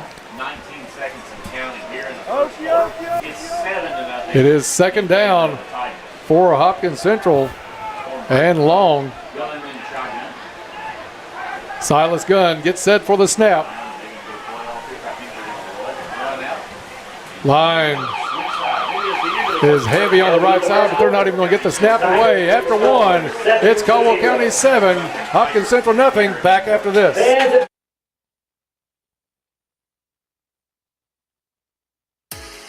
Ready for road trips, school runs, or a weekend in the city? Trice Hughes has just what you need. Check out their huge selection of new and certified pre-owned Chevrolet, GMC, Chrysler, Dodge, Jeep, and Ram vehicles, all ready for your next adventure. Their friendly team treats you like family from the second you walk in and keeps you rolling with top-notch service every visit. Cruise into Trice Hughes in Princeton, where the perfect ride and true care come together for every journey. This is Alan Watts with Your Ag Edge, inviting you to join me Monday through Friday at 5:30 a.m. for the WPKY Morning Ag Report. We check in daily with Caldwell County Agriculture Extension Agent Shane Bogle. Get the latest from fellow farm broadcaster Max Armstrong. Take a look at the latest livestock market reports. Hear the latest edition of Traveling to Bluegrass and check the opening grain market with Hopkins Elevator's Ben Westerfield. That's the Morning Ag Report from Your Ag Edge Network on 103.3 FM and 1580 AM WPKY. Penny Royal Hospice wants to wish the Tigers all the best of luck this year. Back to Storm Stadium. Caldwell County up 7-0, getting set for the second quarter. Second quarter brought to you by some great new sponsors at WPKY. That's West Kentucky ATVs. Slide into adventure with West Kentucky ATVs, now at their new location on Highway 62 past Walmart. Whether you're ready to score with a new ATV or need parts and service to keep your engine running, they've got the bases covered. Step up to the plate and check them out today. That's West Kentucky ATVs. We appreciate those guys getting on board with the WPKY sports team this football season. We'll switch it up. Central going left to right on your radio dial. Caldwell County's blitz picked up, and now they get through. And it is Jack Roach, it looked like, getting through with another Big Mac sack. Gunn goes down back at the 39-yard line. It's a Bub's Big Mac sack is what it is. 39-yard line. One of my favorite guys to play golf with is Joe McEnany. Oh. Man, he is fun to play with. Plays some good golf, too. Oh, yes. How about Jack Roach? I mean, this kid, man, he's just every year he just shows up and just plays. I mean, has got a motor that doesn't stop, and I mean, he's such a good kid and just a great, our favorite interview probably of all time. Of all time during basketball season. We'll never forget that He's one. not sure why they call fouls on him. I'm just, not sure why they brought him out until they found out he had 3 fouls on him in that quarter. Timeout called by Hopkins Central. We'll take a 30-second break and be right back. Tigers up 7-0. Snap those smiles. It's the first day of school photo contest. Capture your kid's big moment. Then enter at WPKYonline.com before August 22nd for a shot at great prizes from Hancock's Neighborhood Market, the Persnickety Pig, Herb Hayes Furniture, and Max's. Don't miss your chance. Memories fade, but photos last forever. Enter now at WPKYonline.com. Back to Hopkins Central High School. It is Caldwell County 7, Hopkins Central nothing. Let's go down for a sideline report with our guy Todd Griffin. Well, I want to tell everybody about Saturday morning quarterback coming up in the morning at 9 o'clock, but a new this year. We'll be at McDonald's tomorrow morning to talk to the coaches, Coach Aaron McClung, and the Tiger coaching staff with us on Saturday morning quarterback. So come on out to McDonald's. Again, show starts about 9 o'clock, and hopefully we'll have a big Tiger win to talk about. All right, thank you, Todd, for that. And hopefully we can get Joe Mack to come down for some of those Saturday morning quarterbacks. That would add to the fun, too. Central back out after the timeout, facing a 3rd and 26 from their own 39-yard line. Caldwell County drops back in coverage, only 3 linemen. Gunn looks down the field, goes sideline, nobody in the area. That one thrown out of bounds. 11:03 left to play in the first half. 7-0 Tigers, and Caldwell County will get the football back. Yeah, I mean, they put themselves in some unfavorable field position, Dennis. Third and Dawson is not a good not a good play for these guys. Back deep is Shane Farrow for Caldwell County, just inside his own 30-yard line. Let's see if Shane will just take one way and go. I think if he does that, he can really kick and fly. Yeah, he's got some good blockers in front of him. This one up, a much better kick. It's going to angle Shane to the sideline. This one takes a central bounce. Shane needs to back up from that one. A good kick by Hopkins Central, still rolling down to the Caldwell County 17-yard line. But Farrell did the right thing, didn't try to go in and scoop that one up, had a man bearing down, so he did the right thing, backed up. Caldwell County will come out. Ken, your thoughts so far on the offense? They've hit on some big plays. There's been some big plays out there for them. You don't want to get into the habit of looking all the time down the field deep. You want to take what you can get short sometimes as well. Yeah, Dennis, I think 2 things here. Number one, we're still trying to figure out our running back position, the F position. Right.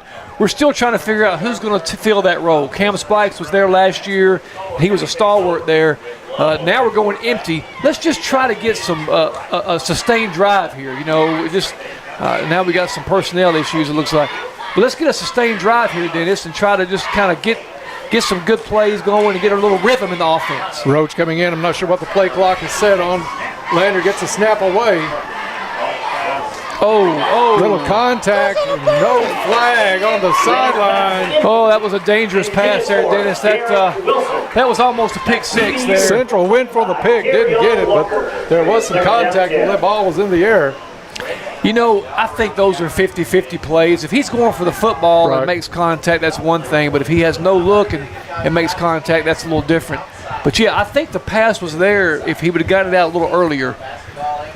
Single coverage on the far side. Wilson, one of the backs for Caldwell County. Handoff, though, is going to come to number 7 up the sideline. Good gain. And that is Colson Maddox.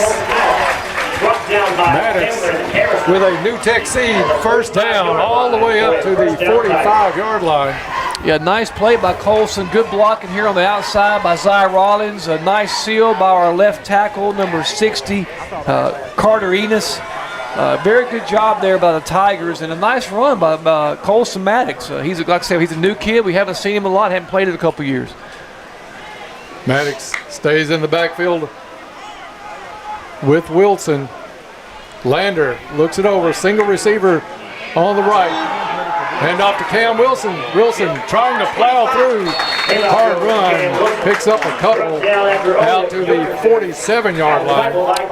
So 10:25 left to play in the first half. 7-0 Caldwell County, but driving. So Dennis Central, they know number 2 is a threat, and he's the biggest player we have coming back on offense this year. So they're keying on him, which may open up some opportunities for some other guys to break loose.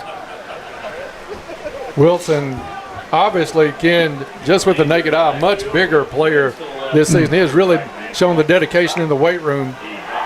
Lander drops back, scrambles around, wants to go to the outside. This one to Maddox. Maddox is going to be thrown for a loss. That's one of those early season decisions that maybe goes a different way, maybe 2 or 3 games into the season. I mean, it's just that's 2 guys trying to make a play, and in hindsight, looking at it, probably better throw that ball away or just live the fire, or just tuck it and run it. But Dalen just he will not give up. He's a great competitor, and he just wants to make plays, and I love that about him. Lander, single backfield. Extra tight end in. Lander drops back, has good protection, wants to go down the field, airs it out, looking for Wilson, jump ball, and it gets through the hands of Wilson, well covered by Isaac Earl, and Wilson stays down on the ground. Landed a little bit flat. I think he maybe knocked the wind out of him a little bit, being helped up by Central. 4th and 5 coming up for Caldwell County. Not a bad play on 3rd and long, a 50-50 ball to your best player. Just let's see who makes the play. Chances are if it gets picked, it's about like a punt anyway, so that's not a bad play there. Cam Wilson, just a star on the basketball floor as well. I talked to Chuck Mitchell a little bit this summer on one of the summer league games. Wilson had over 40 in one of those. He's a great athlete, Dennis, and just a great athlete, overall athlete. Back in punting position is Sutton Rich. It's only 4th and 5. We'll see if Caldwell County has anything up their sleeve with just 5 yards to go for the first, or if they're going to kick this one away. Ritchie takes the snap, gets some pressure, gets away a good kick. This one high. That's a bomb. Caldwell County should be able to cover it well. Picked up by Gunn. Gunn dodges traffic, finds the seam up the middle, tries to get to the outside. He's across midfield, down across the 40, still on his feet. Being chased by Ritchie, stopped around the 30-yard line on a play that he probably shouldn't have even picked up the football in traffic. Silas Gunn turns it into a big play for the Storm down to the 21-yard line. Well, give credit to Sutton Ritchie on the tackle, because that would have been a touchdown if Sutton Ritchie hadn't ran him down. Sutton is a soccer player. He's got some pretty good speed. So good job by Sutton to save a touchdown. Let's just buckle up on defense here. Keep him out of the end zone. We don't want to give him any momentum here. 8:41 left to play in the first half. Tigers up 7-0. But Hopkins Central with by far their best field position of the night, with the ball on the Caldwell County 21-yard line. Gunn, obviously the star of this team, and what a run back. That one, he picked it up in traffic off the bounce, Ken. Caldwell County showing some pressure. Handoff to Earl. Earl goes off the right side, skips over a tackle, and inside the 15 down to the 13-yard line. Pick up of about 8 on first down. Drew Stevens had the tackle for Caldwell County. Clock ticks with 8:21 left to play in the first half. 2nd and short coming up for Hopkins Central. Central, as we said, not a hurry-up team. They'll go to the huddle just about every play. Something seen less and less in high school football. Earl to the right side of Silas Gunn. Under 8 to play in the first half. Wide receiver in motion. Comes inside. Gunn with some good protection now. Flush. Throws the ball down the field. It's caught. And a touchdown. Hopkins Central with the Touchdown. Jeremiah Groves, number 14, Jeremiah Groves on the catch. Hey, that was just a good pitch and catch. I mean, he got 1 foot in bounds. It was right there. He tiptoed the sidelines, and nice pass by Gunn. Pretty good coverage by Shane Farrell on that side, Dennis. But just a good pitch and catch. Give him credit where credit is due there. Groves really went up and brought that ball in, got the feet down right on the side of the end zone. Did a little toe tap. 7-6 pending this extra point attempt. Trying the extra point is going to be number 31. That is Blaze Whitaker. I don't understand what happened there. I mean, it looked like Central's line just stood there. I've never seen that in my life. Did they know the ball was snapped? Break for Caldwell County as the extra point no good. 7-6 Tigers. We'll be back in 30 seconds. Princeton Electric Plant Board wishes all the Tigers best of luck this year. Ready for road trips, school runs, or a weekend in the city? Trice Hughes has just what you need. Check out their huge selection of new and certified pre-owned Chevrolet, GMC, Chrysler, Dodge, Jeep, and Ram vehicles, all ready for your next adventure. Their friendly team treats you like family from the second you walk in and keeps you rolling with top-notch service every visit. Cruise into Trice Hughes in Princeton, where the perfect ride and true care come together for every journey. Back to Storm Stadium. Silas Gunn puts Central in good position on the punt return and then connects with Groves for a 12-yard touchdown. 7-6 Caldwell County with the lead. Let's go down for a sideline report before the kickoff with Todd. Yeah, this game's kind of feeling a little bit like 2 years ago when we were over here. Tigers had a touchdown lead most of the first half and kind of felt like they had a handle on the game, but Hopkins County Central put together a big second half and came back and got that one. Felt like the Tigers were kind of having the upper hand earlier in this one, but you look at the scoreboard and it's a 7-6 ball game, and game on here in the season opener. Thank you, Todd, for that report. Shane Farrow back deep. Central is set to kick this one away. Now trailing 7-6, 7:45 left to play in the first half. Hope you'll stay tuned at halftime for the Little Caesars halftime report. Kick away. Farrow touches it inside the 5, has to pick it up at the 2. Now going sideways in front of the goal line. He's going to be brought down and gets out of the end zone, but barely.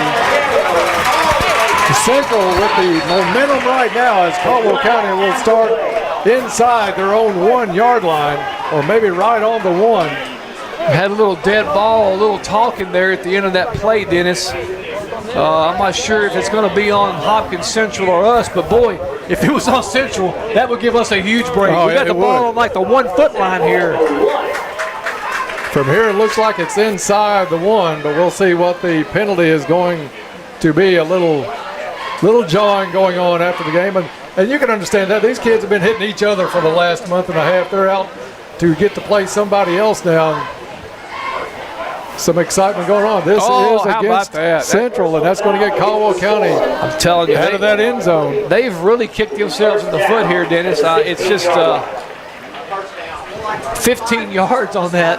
Got us out of purgatory over there. Yeah, we'd have had the offense in the end zone if that play had stood. Now it's Caldwell County football on the 15-yard line. Get a little more sweaty palms when you have that bad field position. Your hands get sweaty, a bobble snap or something. Lander takes a snap. Quick hit to the far sideline, in and out of the hands of Wilson. 2nd and 10 coming up for the Tigers. Well, Dennis, I think this is a little bit expected. We have a whole crop of new receivers here, and Dalen's getting used to these guys at game speed. Again, it's just we just need to start getting some sustainability on our offensive drives here. Yeah, we got to maybe settle down just a little bit, take the easy plays, and try to move this ball up the field. Zy Rollins is going to come out and he'll have single coverage to the left side. Trip set to the right. Handoff is going to come left side. Horse collar's got to be, and it is. That's Maddox pulled down by the collar. Flag finally comes in from behind the play. That's about as obvious one as you'll see. No arguments from the fans here on the and right in front of the official, which made it even easier. Well, if he hadn't done that, that kid would have gone a long way. So it may have been a penalty that actually saved them some yards.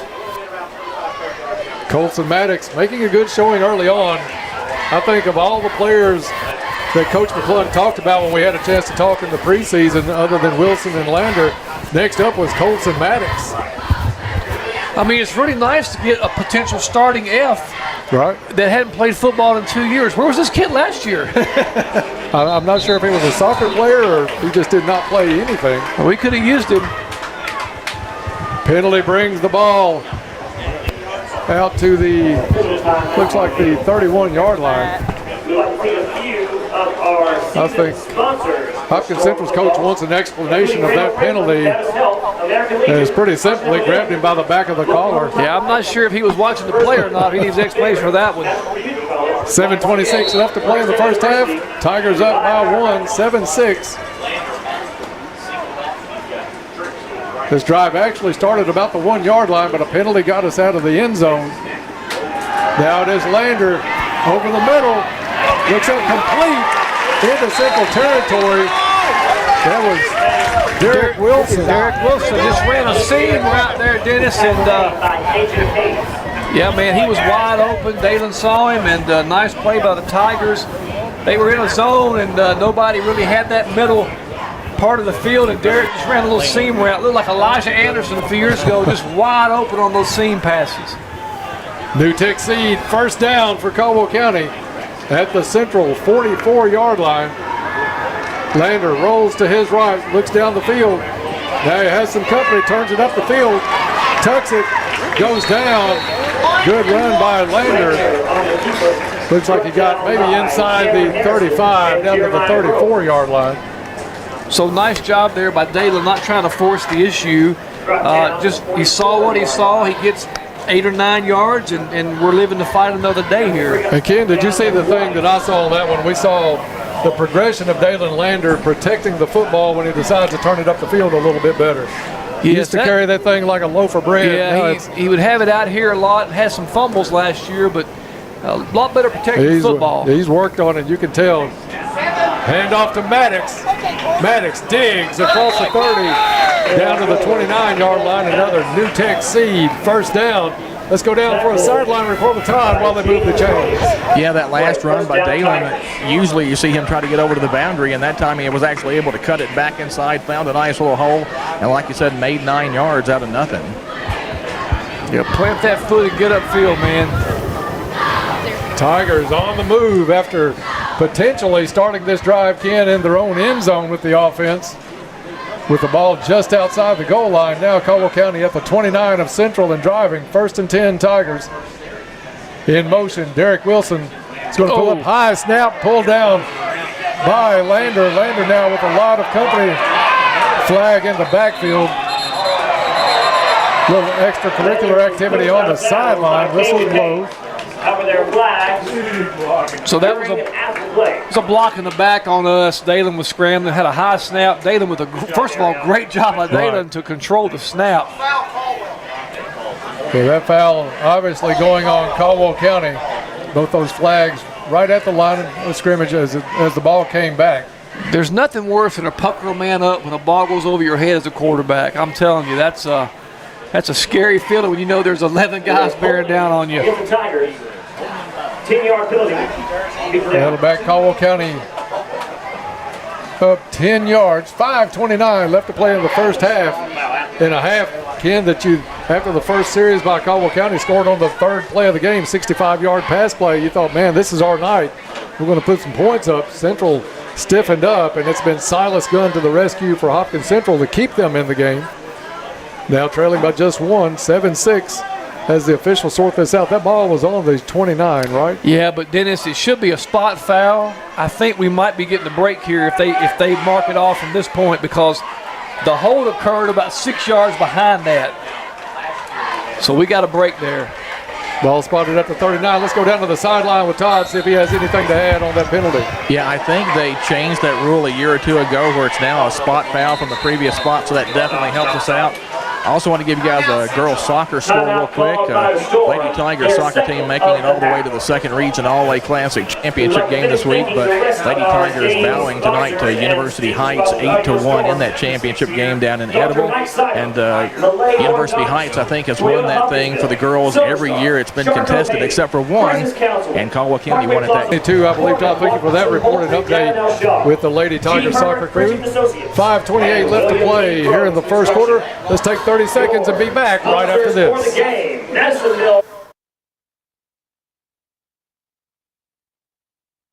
Imagine walking into your office every morning where every wall is perfected to the highest standard. At Altman Coatings, we offer the opportunity to transform your business environment into a pristine space that reflects professionalism and taste. Our expert team is driven by precision and perfection and handles every project with the utmost care, whether it's a towering commercial building or a cozy home office. Choose your excellence by choosing Altman Coatings.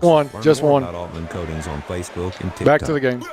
Hey, it's Jess. Join me weekday mornings from 6 to 9. All right. Get you ready to start your day with sticky notes and local, regional, and national news updates at 6:30 and 7:30. Forecast to way back to birthdays and anniversaries at 7:30. Catch up with Community Calendar and cover local issues, events, and even share the love with Coffee Talk at 8 a.m. Everything you need to know and a whole lot of fun. Start your day with us at 1580 103.3 WPKY. Back to the field. Lander hits Wilson with a pass across the field. Gets some of that yardage back after the penalty. Second down and about 7 coming up for the Tigers with 4:50 left to play in the first half. Little Caesars halftime report coming up with Todd down on the field at halftime. Lander, this time with good protection, has to go back to the right side. Throws it out to Maddox. Maddox with the catch, slings the tackle off, turns it back up the field. Flag comes in the middle. Maddox still driving down to the 15-yard line. Let's go! And it is going to be, looks like maybe a block in the back. It's going to be a hold against Caldwell County to bring that back. But what a run by the young man Maddox. I was curious to see what he was bringing with the excitement that McClung had for him, and he's showing it here in this first half. This kid can play. You know who he looks like? He looks like another Maddox from last year, Luke Maddox. He is quick. He's shifty. He's a good-looking kid, man. I tell you, as a coach's staff, you got to be excited about this. Yeah. I mean, you seeing him, what he's doing out here. Oh, McClung was. Coach McClung was absolutely excited about him. The hold. I mean, you hate the penalty, but man, what a nice individual effort by Maddox, Colston Maddox. The ball spotted now on the 36-yard line after the penalty. Cam Wilson's going to stay in the backfield. Up front to block is Roach if they hand off to Maddox, and it does go to Wilson. Wilson not much on that one, down to the 35-yard line. At the 35-yard line. Again, this is going to be something that I think Caldwell will face all season long. Teams are going to key on number 2. And it's going to be tough plowing for him on anything up the middle. Well, that's when you know you've arrived, Dennis. When you're game planning around you as a player, you know you're a player. 2 receivers each side this time for Caldwell County. Rollins near side. Rollins with a 65-yard touchdown reception in the first quarter. That's all for Caldwell County so far, 3:25 left to play in the first half. Lander drops back, dances around, still looks over the field. He's got Roach wide open on the sideline, gets it. Roach shakes one tackle, lowers his head, runs over another tackle, picks up 2 more yards, and gets down close to a first down. It's going to be interesting here again. 4th down. Do you bring Richie in and put 3 points on the board, or do you go for it right here in the first half? I think at this point you're going for it, Dennis. I mean, you got a lead already. Let's keep putting the pressure on these guys. We got the ball in plus territory here. I'd go for it, and then the nice play by Dalen. Nobody open. Great protection by the line as well. 2:40 left to play. 4th down and 2 coming up, and it's going to be timeout on the field for Hopkins Central. Tigers at 7-6 with a 4th down coming up. Back in 1 minute. Fortner Gas wants to wish the Tigers best of luck this year. Whether you're cruising a Kentucky country road or weaving through city streets, Trice Hughes has the perfect vehicle for your next adventure. Discover their friendly team and check out a fantastic lineup of new, pre-owned, and certified pre-owned vehicles. There's something for every style and budget, so you can drive with confidence wherever life leads. At Trice Hughes, you're treated like family from your first test drive to every service visit. Start your journey at Trice Hughes. This harvest season, Pennyrail Electric reminds us all to make electrical safety a priority and plan ahead. Here are some tips to keep in mind. Training your team is vitally important. When working near power lines, always use a spotter. If your machinery does come into contact with an electrical line, unless there's a fire, stay in the cab. And always call 911 immediately to report the accident. Pennyrail Electric, empowering our members and the communities we serve since 1937. Raider Auction wants to wish the Tigers best of luck this year. Caldwell County brings the play in from the sideline. Out of the timeout. Timeouts, of course, brought to you by U-Ride. Handoff in the backfield. Caldwell County plowing. They're going to come up short. Tackle made by a group of stars. Trying to see who that is that took the handoff. It is number 6. James Massey taking the handoff. Caldwell County is going to come up about half a yard short. Turnover on downs. We'll give it to Hopkins Central with 2:29 left to play in the first half. Yeah, man, I thought I might see Cam Wilson get the ball in space on a little flare, a little jail route there on a screen pass out the outside. But a nice job by Central Hopkins stuffing that play, and here we go. I mean, I think I'd have made the same. I'd have went for it there on fourth down. Yeah, that would have been about a 37-ish yard field goal tip, well within the range. Don't get me wrong of Sutton Ritchie, but I think at this point in the game, you go for that one too. We were close enough. We should have got that one, Dennis. Silas Gunn at quarterback, having a good night running the football. Gunn, handoff. Ball loose, knocked loose on the ground at the 20. We'll see who comes away with it. And it is Caldwell County football. That's right. Holding it up is number 7, Colson Maddox.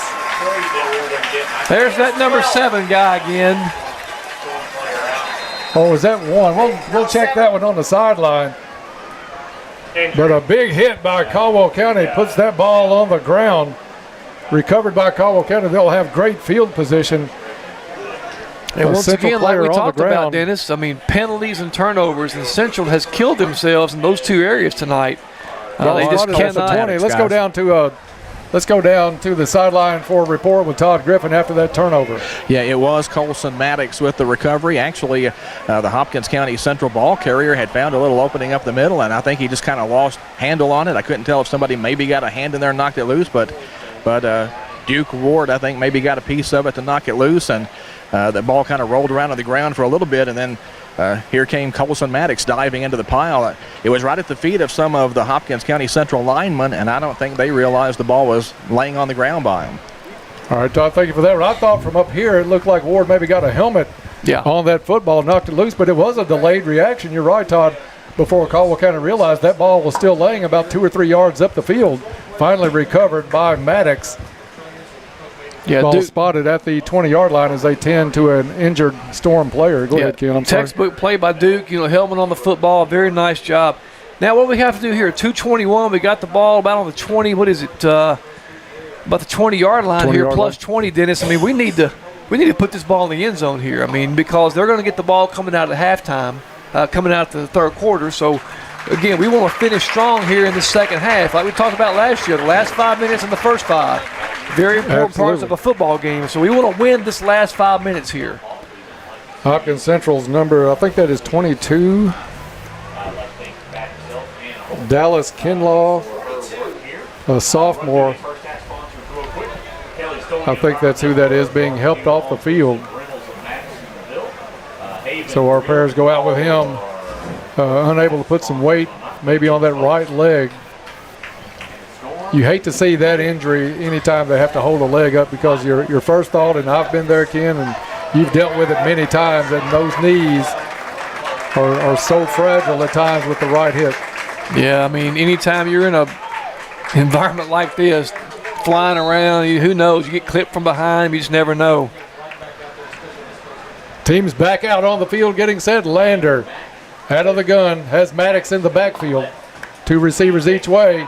Delayed handoff, Maddox up the middle. Good gain, still on his feet inside the 10.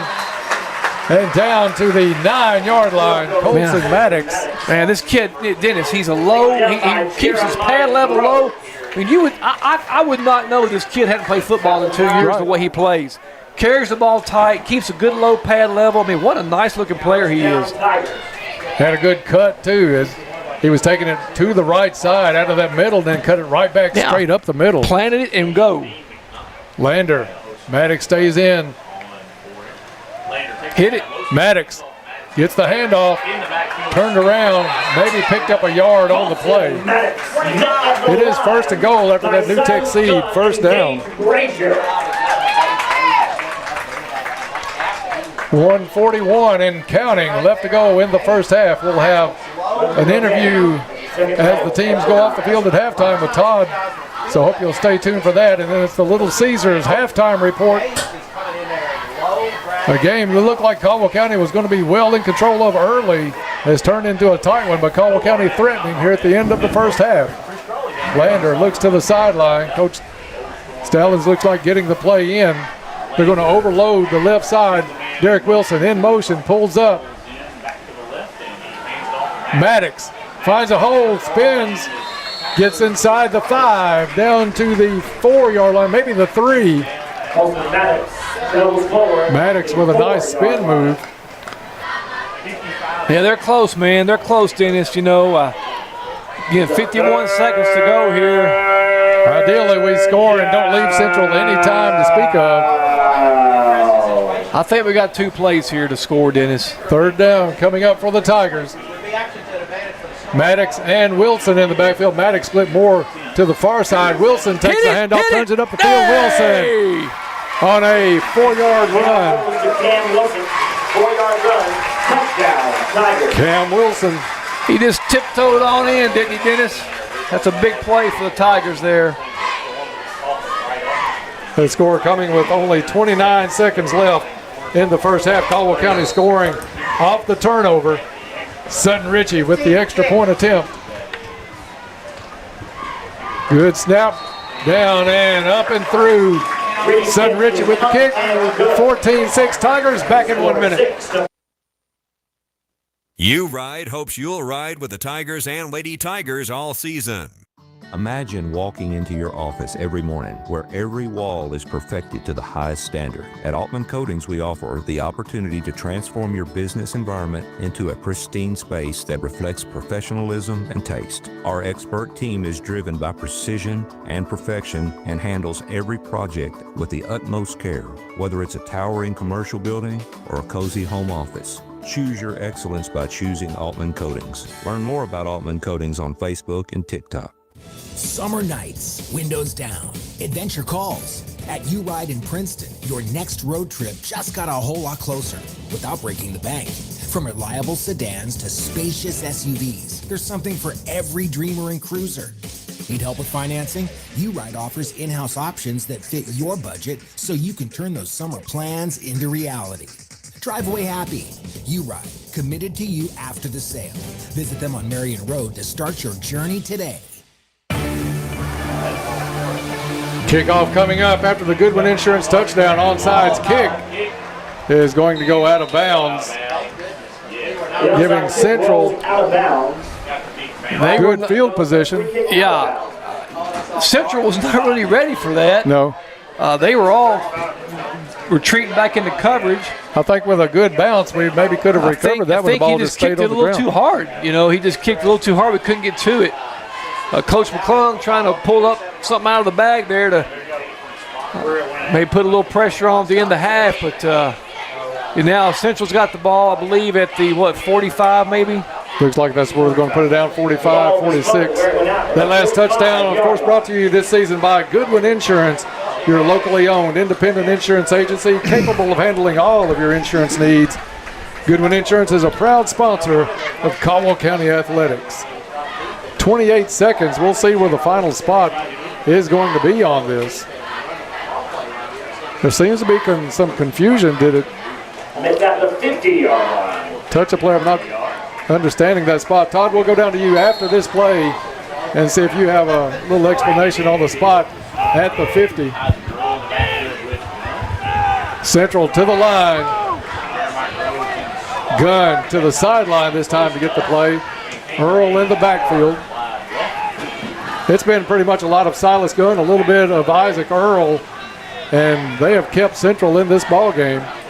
Still a one-possession game. Earl with the handoff coming left side, trying to get to the sideline, gets out of bounds, stops the clock with 22 seconds left. Let's go down with Todd on the sideline. Yeah, I think on the onside kick attempt, you have the option to take the ball where it went out of bounds. So I think they were just trying to figure out exactly where that should be. And, you know, Silas Gunn and Isaac Earl, we saw a lot of them last season, but last season Earl was the quarterback and Gunn was the receiver. So you know, they kind of bounce around. And they both played quarterback 2 years ago when it was Earl that ran around here and nobody could touch. Earl able to stop the clock, 22 seconds, 2nd down and 4 coming up for Hopkins Central. Little Caesars halftime coming up right after the coach's interview at the half. Silas Gunn flushed out of the pocket, throws hard downfield. It's a jump ball, and Zy Rollins had it. Back hit the ground, and it came out of his hands. Rollins with a good play, just couldn't finish it off. Zy Rollins brings up 3rd down and 4. 3rd down and 4 coming up, stops the clock with 14 seconds. You know, Dennis, Gunn had his outside receiver pretty open on that left side. He threw the ball to the wrong kid. Yeah. That left side receiver on the offensive left side was running free down the line there. Gunn, a very calm quarterback. He stood there for a long time, Ken, until the pressure started to get to him. Wilson comes on the blitz. It's picked up. Now Gunn trying to scramble, looking to get out of bounds. Takes it down the sideline, turns it back in, doesn't go out of bounds. Pulled down at the 21-yard line. Are they out of timeouts? Clock will stop while they move the chains, but as soon as they get the chains set, and they spike the football with 1 second left after they set the chains. Shocker! They had 1 second left. Oh, man. Yeah, our the referee wound it. A couple of seconds ticked off. Yeah. Good clock operator. Ball at the 22-yard line. So Hopkins Central will get one last fling at it before the half. Are they going to go? They're setting up for a field goal attempt, it looks like. Field goal kicker number 35 is Mitchell. This is going to be a 45-yard attempt. It's up and not even close, barely cleared the line of scrimmage. At the half, it's Caldwell County 14 and Hopkins County 6. Todd, you get one of the coaches, you just let us know. Hey, I got Coach McClung down here on the field. Tigers up at halftime, 14-6. Coach, that was a big one to stick in there late in the first quarter, first half. Well, we've been moving the ball some, but we just haven't been very consistent on offense yet. And, you know, we got to play a lot better in the second half. How do you eliminate some of the mistakes that maybe kept you from building a bigger lead here at the break? We got to play through the penalties, and we got to overcome penalties, and we just got to play hard. We can't. This is the first game, and they're tired, but you got to play through it, and that's who toughest team usually wins first games. What were you happy with in the first half? We big play. We threw the ball well, so defense is flying around, so good things. All right, thanks, Coach. Coach Aaron McClung here at halftime, guys, and we'll have the halftime show in a minute. And for everybody here, it's homecoming time. All right, Todd, thank you for that interview. Brought to you by the Joint Barbecue, live from the Caldwell County Tigers sideline. It's all about the game. It's all about the strategy. But let's take a moment for some real strategy. That's the Joint Barbecue. These pit masters know how to bring the heat just like the Tigers. Sink your teeth into briskets, smoked to perfection, or slow-cooked ribs slathered in tasty goodness. Ken, this is hard to read because I'm trying to lose weight. Visit the Joint Barbecue, WKY.com, because the best thing to complement game day is a bite from the Joint Barbecue. At the half, it's Caldwell County 14, Hopkins Central 6. We'll take a break, come back, get underway with the Little Caesars halftime report next on WPKY. since 1894, its roots run as deep as the valley itself. Much has evolved since 1894, but Fredonia Valley Bank's dedication to being your home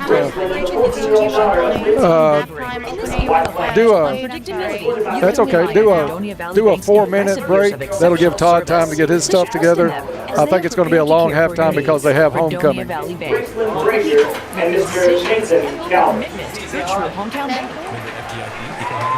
Great news from Caldwell Medical Associates, now offering expanded podiatry services at the Annex. Anna Murphy and Dr. Walker Estes provide comprehensive podiatric care, from wound care to specialized treatments for foot and ankle issues. Whether you're dealing with sports injuries, arthritis, or require surgical attention, they're ready to tailor treatment to your needs. Don't let foot pain hold you back. Take the first step with Caldwell Medical Associates. Pain-free living right here, close to home. At Goodwin Insurance, they select their insurance companies the same way you do, very carefully. When you work with the agents at Goodwin Insurance, you can count on receiving fast, courteous professional service with quality protection. You deserve someone that provides comprehensive coverage and is working alongside you in your community. Contact them today for a quote. Goodwin Insurance of Princeton, Cadiz, or Marion, or online at insurewithgoodwin.com. At U-Ride, the lot is always changing. Their ever-evolving inventory means you never know what treasure you'll find, from sporty coupes to family SUVs. Didn't spot your perfect car? Tell them what you're looking for. Their team will help track it down and get you behind the wheel fast. In-house financing makes driving away easy, and they're with you every mile because at U-Ride, they are committed to you after the sale. Discover what's new today at U-Ride on Marion Road in Princeton. Got a news tip, community event, info, or picture to share? Text us at 270-963-9038. 1580 103.3 WPKY. Class is in session. I think it's time we started our new class project. It's School of Rock time. Who else wants to go for the gold? I do. Listen to WPKY weekday mornings with Taz for that day's letter. Text a rock band or artist that begins with that letter to 270-963-9038. Get registered to win a daily prize from Morris Construction, Bad Band McDonald's, Farmers Bank, and more. Plus, you'll get registered for Friday's Big Loot Bag. The School of Rock, only from 1580, 103.3 WPKY. Powering your lives and lighting up your nights. Princeton Electric Plant Board's community spirit shines bright. Entrusted with the glow of our fields, they keep our Tigers' pathways illuminated to victory. A shout out goes to our Tigers as they roar into a new season. Good luck, Tigers. Here's to a safe and victorious year from your one and only Princeton Electric Plant Board. They're not just a service, they're community. When we say Classic hits, we mean 50 ways to leave your lover. You just slip out the back, sweet darling, get the best of my love. Get the best of my love. listen to WPKY worldwide at WPKYonline.com. WPKY. The teams are in the locker room, and it's time for the Tiger Halftime Report on WPKY.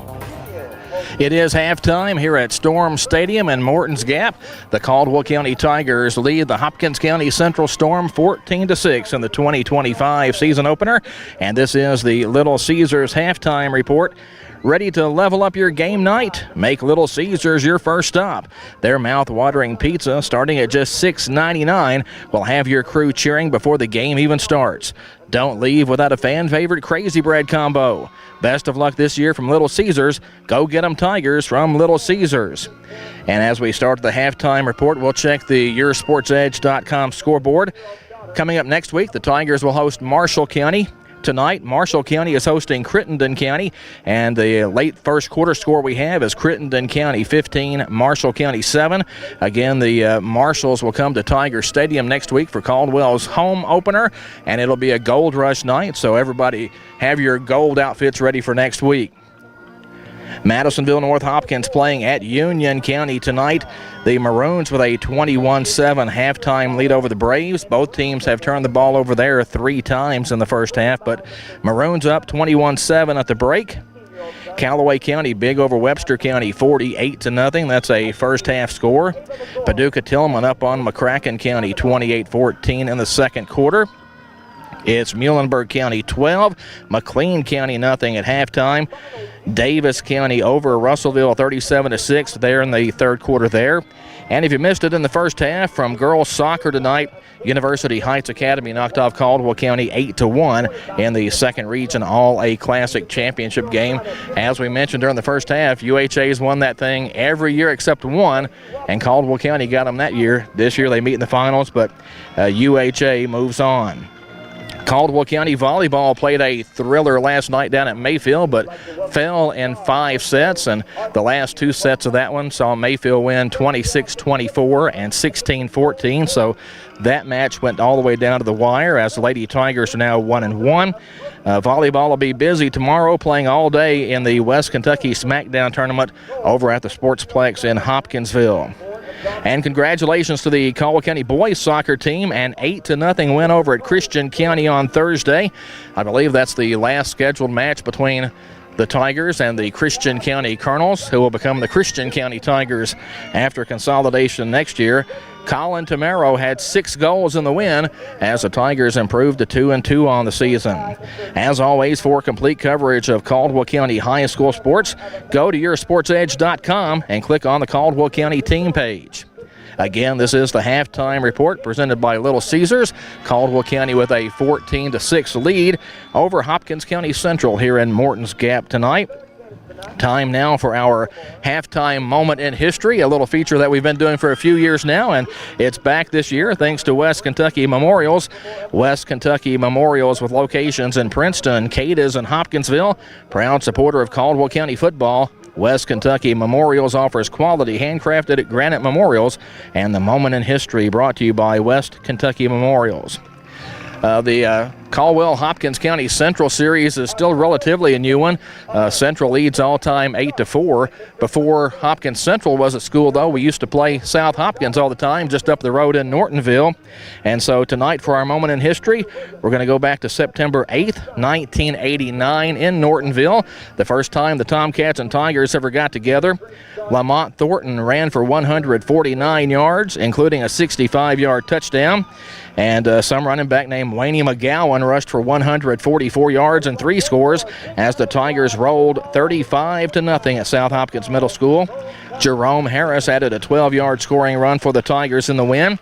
And the Tiger defense held the Tomcats to just 4 first downs and 77 total yards in that contest. Again, the final score that night, 35-0 Tigers over the Tomcats, September 8th, 1989. And there's actually a photo of Wayne running the football from that game at South Hopkins in 100 years of Tiger football. So if you have the book, you can check that out from the 1989 season. Once again, this is the Little Caesars halftime report. Caldwell County leading at Hopkins County Central 14-6. We'll take a break, come back, and have some first half stats for you right after this here on 1580 103.3 WPKY.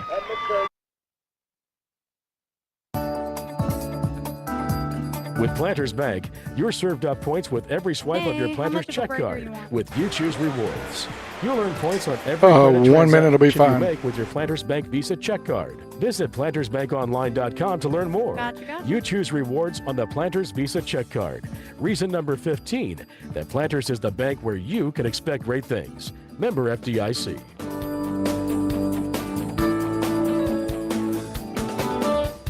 Class is in session. I think it's time we started our new class project. It's School of Rock time. Who else wants to go for the gold? Listen to WPKY weekday mornings with Taz for that day's letter. Text a rock band or artist that begins with that letter to 270-963-9038. Get registered to win a daily prize from Morris Construction, Bad Band McDonald's, Farmers Bank, and more. Plus, you'll get registered for Friday's Big Loot Bag. The School of Rock, only from 1580 103.3 WPKY. Hopkinsville Electric System wants to wish the Tigers and Lady Tigers best of luck this year. They can cover me. Halftime in Morton's Gap. Caldwell County with a 14-6 lead over the Hopkins County Central Storm. Zy Rollins with a 54-yard touchdown reception early in the game here, and then Cam Wilson with a 3-yard touchdown run late in the first half as the Tigers lead it 14-6. Time now for our first half stats, and first half stats are brought to you by West Kentucky Memorials with locations in Princeton, Cadiz, and Hopkinsville. Proud supporter of Caldwell County football, West Kentucky Memorials offers quality handcrafted granite memorials, and we appreciate them sponsoring the halftime stats here on our WPKY Tiger broadcast this season. Rushing yards pretty even in the first half. Hopkins County Central with 80, Caldwell County with 67. The Tigers, though, have had the better of the passing game. Caldwell with 115 yards in the air. Hopkins County Central just 1 of 7 in the air for 12 yards. First downs, Caldwell has 7 and Hopkins County Central has 6. Total yards show Caldwell County with 182 yards in the first half. Hopkins Central has been held to 92, so Tiger defense has done a pretty good job for the most part. Again, Caldwell County up 14-6 here at the halftime break. Caldwell County with several different players running the football. Nobody with a lot of yardage on that side of the ball for Caldwell. For Hopkins County Central, quarterback Silas Gunn has 42 yards, and running back Isaac Earl with 40 yards in the first half. And pretty big first half for Dalen Lander with the 115 yards passing. Again, that's your halftime stats brought to you by West Kentucky Memorials. It is homecoming night here at Hopkins County Central. A little rare to have homecoming on the first game of the season, but apparently it came down to this game or Madisonville North Hopkins here in a couple of weeks, and you knew Hopkins County Central was not going to have homecoming night when they hosted their arch rival, Madisonville North Hopkins. That's going to wrap us up on the halftime report brought to you by Little Caesars. Again, your halftime score here, it's Caldwell County 14, Hopkins County Central 6. We'll send you back up top when we come back after this on 1580 103.3 WPKY. Powering your lives and lighting up your nights. Princeton Electric Plant Board's community spirit shines bright. Entrusted with the glow of our fields. Yeah, that sounds great. 1 minute. Pathways illuminated to victory. A shout out goes to our Tigers as they roar into a new season. Good luck, Tigers. Here's to a safe and victorious year from your one and only Princeton Electric Plant Board. They're not just a service, they're community. Henry Ford once said, stopping advertising to save money is like stopping your watch to save time.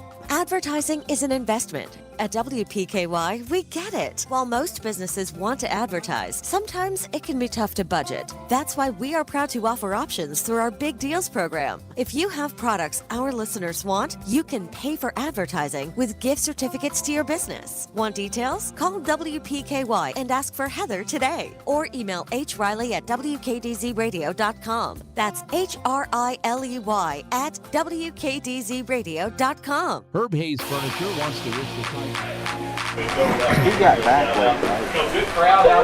We are back to Hopkins Central High School at the half. It's Caldwell County leading this one 14-6. I don't think he understood it. Wrapping up the Little Caesars halftime report here. Dennis Stevens, Ken Parker with you in the booth. Todd Griffin down on the sidelines with that Little Caesars halftime report. Ken, Caldwell County came out, scored in the first minute and a half of the game. Nothing then until the last 30 seconds or so. I don't think Coach McClung was really pleased. He knows it's the first game of the season, but I don't think he was extremely pleased with some of the decision-making by the Tigers on the field in between those two touchdowns. Well, Dennis, the second touchdown was a gift. I mean, we got stopped on fourth down, and they turned around and fumbled the ball deep in their own territory. On the next play, yeah. That was sort of a gift. So, this game could be 7-6 in our favor, but luckily we're 14-6 right now. Listen, it's almost expected. The offense is going through a little bit of growing pains. We got a lot of new skill kids out there that really didn't play a lot of receiver last year. If you look at last year's statistics, Cam Wilson is the only returning starter at receiver, and he had 13 catches out of 159 catches that we had. And I think only 200 yards. 200 yards receiving. So out of 2,300 yards. So, again, you know, we just need to get a little bit. We've got a new running back. You know, we need to get a little rhythm on the offense. I mean, we're not sustaining drives. You know, we're getting in third and long, and we're having to throw the ball. Dalen's done a nice job when he's had to throw it, but we just seem like we can't get into a rhythm right now. And I think offense is so much about rhythm and timing and just getting your receivers. You know, Dalen's learning these receivers. He hasn't thrown to these kids very much. And you have to. It takes time to develop that rapport with your wide receivers and understand when they're going to come out of their breaks and when they're going to come back to the football, and then when you start scrambling, what they're going to do. You know, and last year toward the end of the year, you saw those kids gelling a lot together. You know, but that's going to come, and hopefully it'll come sooner rather than later because the defense played great. I mean, the only time they scored was a long punt return by the gun kid. That was a special team breakdown on our part. We kind of got a little. We thought that he was going to just let the ball roll dead. We let up a little bit, and he snatched it out of the air and took off with it. You know, so our defense really hasn't given up a whole lot in the way of yardage or big plays. But man, we got to get some consistency on offense here. A couple of good things that I think, some positives, if you will, out of that first half. The two that jumped to my mind, that offensive line by the Tigers gave Dalen a lot of time to throw the football. You got Enos, Dunbar, Bailey, Connor Forsyth, Alex Fox. I thought they did a great job in protection. And then Colson Maddox is a surprise to all of us. He was big on the radar of Coach McClung in conversations, and the kids came out and performed tonight. Well, we know what we're going to get with Cam Wilson and kids like Dalen. We've seen them for a few years, but we've never really seen Colson Maddox play meaningful football at the varsity level. So he's came out and did a nice job. He's got a good nose for the football. He recovered a big fumble down here. He's had some nice runs at the F position. So I'm really excited to watch him as he continues to grow in his progression this year. And that offensive line, these kids are steady. Yeah. I mean, if there's anything you can say about that bunch in that first half, not a lot of and we're missing one of our better ones, Garner Stallings. So you know, Dalen's had time to throw the football. We just have to execute, and we have to execute our plays. I'd like to see us get more in second and short. You know, 2nd, 2nd and 3. Those are downs you can really kind of explore the space. You know, you can really get play action going, and then you can put a little pressure on that defense. But when you're in, 2nd and long, 2nd and 10, 2nd and 15, 3rd and long, those are very limited in your opportunities there. Tom, are you still with us down on the sideline? We'll get your thoughts on that first half. Yeah, I'm still down here. I actually thought Caldwell County got off to a really good start, had some chances to maybe put some distance between themselves and Hopkins Central, and just couldn't quite take advantage of it. Defense did really play pretty well in the first half overall, and Hopkins Central is going to get the ball to start the second half, so the defense is going to go right back out there. But Hopkins Central does have some playmakers. The gun kid is really good. Isaac Earl has been really good. They have kind of struggled, I think, to figure out how to use those kids at times, but I think they've got them in the right roles now. And the big kids up front, I think, have played pretty decently for Hopkins County Central, but as this game wears on, and it's not as hot as it usually is for the first game of the season, but I think as this game wears on, we're going to have to watch those guys up front and see if some of the Hopkins County Central guys, start slowing down maybe just a little bit as the game wears on. One thing I will say about Hopkins Central, Ken and Todd, Caldwell County showed blitz a lot, came early, was successful a little bit early on. Central started doing a good job of picking up the blitzes because we saw Roach and Wilson try to go in a lot in that second quarter, and they were picked up really well, giving Gunn a lot of time to get outside with those linebackers in the mix on the line. Yeah, their running back did a nice job on a couple of plays that we talked about there. That's hard to do as a running back. You're used to running the football, but when you have to pick up linebacker blitzes and things like that, you can really make it miserable for your quarterback if you can't pick that up. He did a nice job picking it up. I believe it was the Isaac Earl kid that picked those two blitzes up on them. That's going to wrap us up on the Little Caesars halftime report, getting set for third quarter action. Third quarter brought to you by West Kentucky ATVs. Slide into adventure with West Kentucky ATVs, now at their new location on Highway 62 past Walmart. Whether you're ready to score with a new ATV or need parts and service to keep your engine running, they've got the bases covered, so step up to the plate. Check them out today. Seth and company out at West Kentucky ATVs. Sutton Ritchie will tee this one up and put it in play to start the second half. Caldwell County up 14-6, scoring late in the first half, 29 seconds left, with Cam Wilson on what was adjusted to a 3-yard touchdown run. Off of a turnover that was big. Central stopped us on 4th down and short, deep, but turned it over on the next play. Central coming back to the sideline. They put 3 more minutes on her. Again, I was ready to stand up and call this thing, man. We've been waiting for months to get this thing going. Let's get this thing going. These kids are lined up ready to go, man. They had the time on the clock.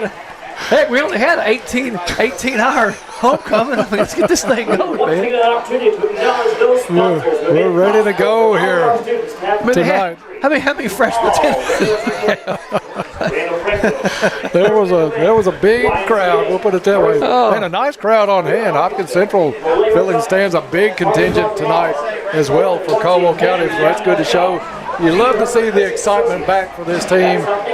Coach McClung and some of the guys went through that 1-10 season, and it made them stronger. The next year, Coach McClung said, I think we can win a playoff game. And sometimes we kind of looked at each other, but they won a playoff game, went to the second weekend of the playoffs, and had a 5-7 record. So a big step up from 1-10. We'll see where it goes this year. Yeah, last year was a great step forward. You know, I was watching that Dallas Cowboys documentary on Netflix. 1-15. Then the next year they're 7-5. Then the next year they're in the Super Bowl. Right. You know, it was just unbelievable the turnaround they had, and it's just amazing. You know, winning a little bit gets more kids out. You know, and all. You know, back in the mid 2000s, we had a roster of 60, 70 kids out there in uniform. So you know, it's nice to see our numbers up. But I don't want to mention that 1-10 season anymore. That was a hard season for me as a dad. I'll tell you, that was a tough. Every week you're just kind of, hey, it's going to get better, buddy. It's going to get better. Well, I'll make you a deal. I won't mention 1-10 as much if you don't bring up the Dallas Cowboys. Oh, yeah. I'm with you on that. I'm joking for all the Cowboys fans. Listen, I've got a second grade class picture with my Lynn Swan Walmart shirt. You know, back then they didn't sell jerseys. It was just a cloth Walmart shirt with 88 on it that said Steelers on the front. So yeah. And I had the Sears Roebuck leather jacket with the Raiders patch on it. You remember those? Kenny Stabler and Fred Biletnikoff. You had Fred Biletnikoff's hair back then, didn't you? Oh yeah, absolutely. With the stickum, I need some stickum on all these papers up here tonight. The way the wind was blowing over. Yeah. Little Lester Hayes. Those are the days now. Yeah.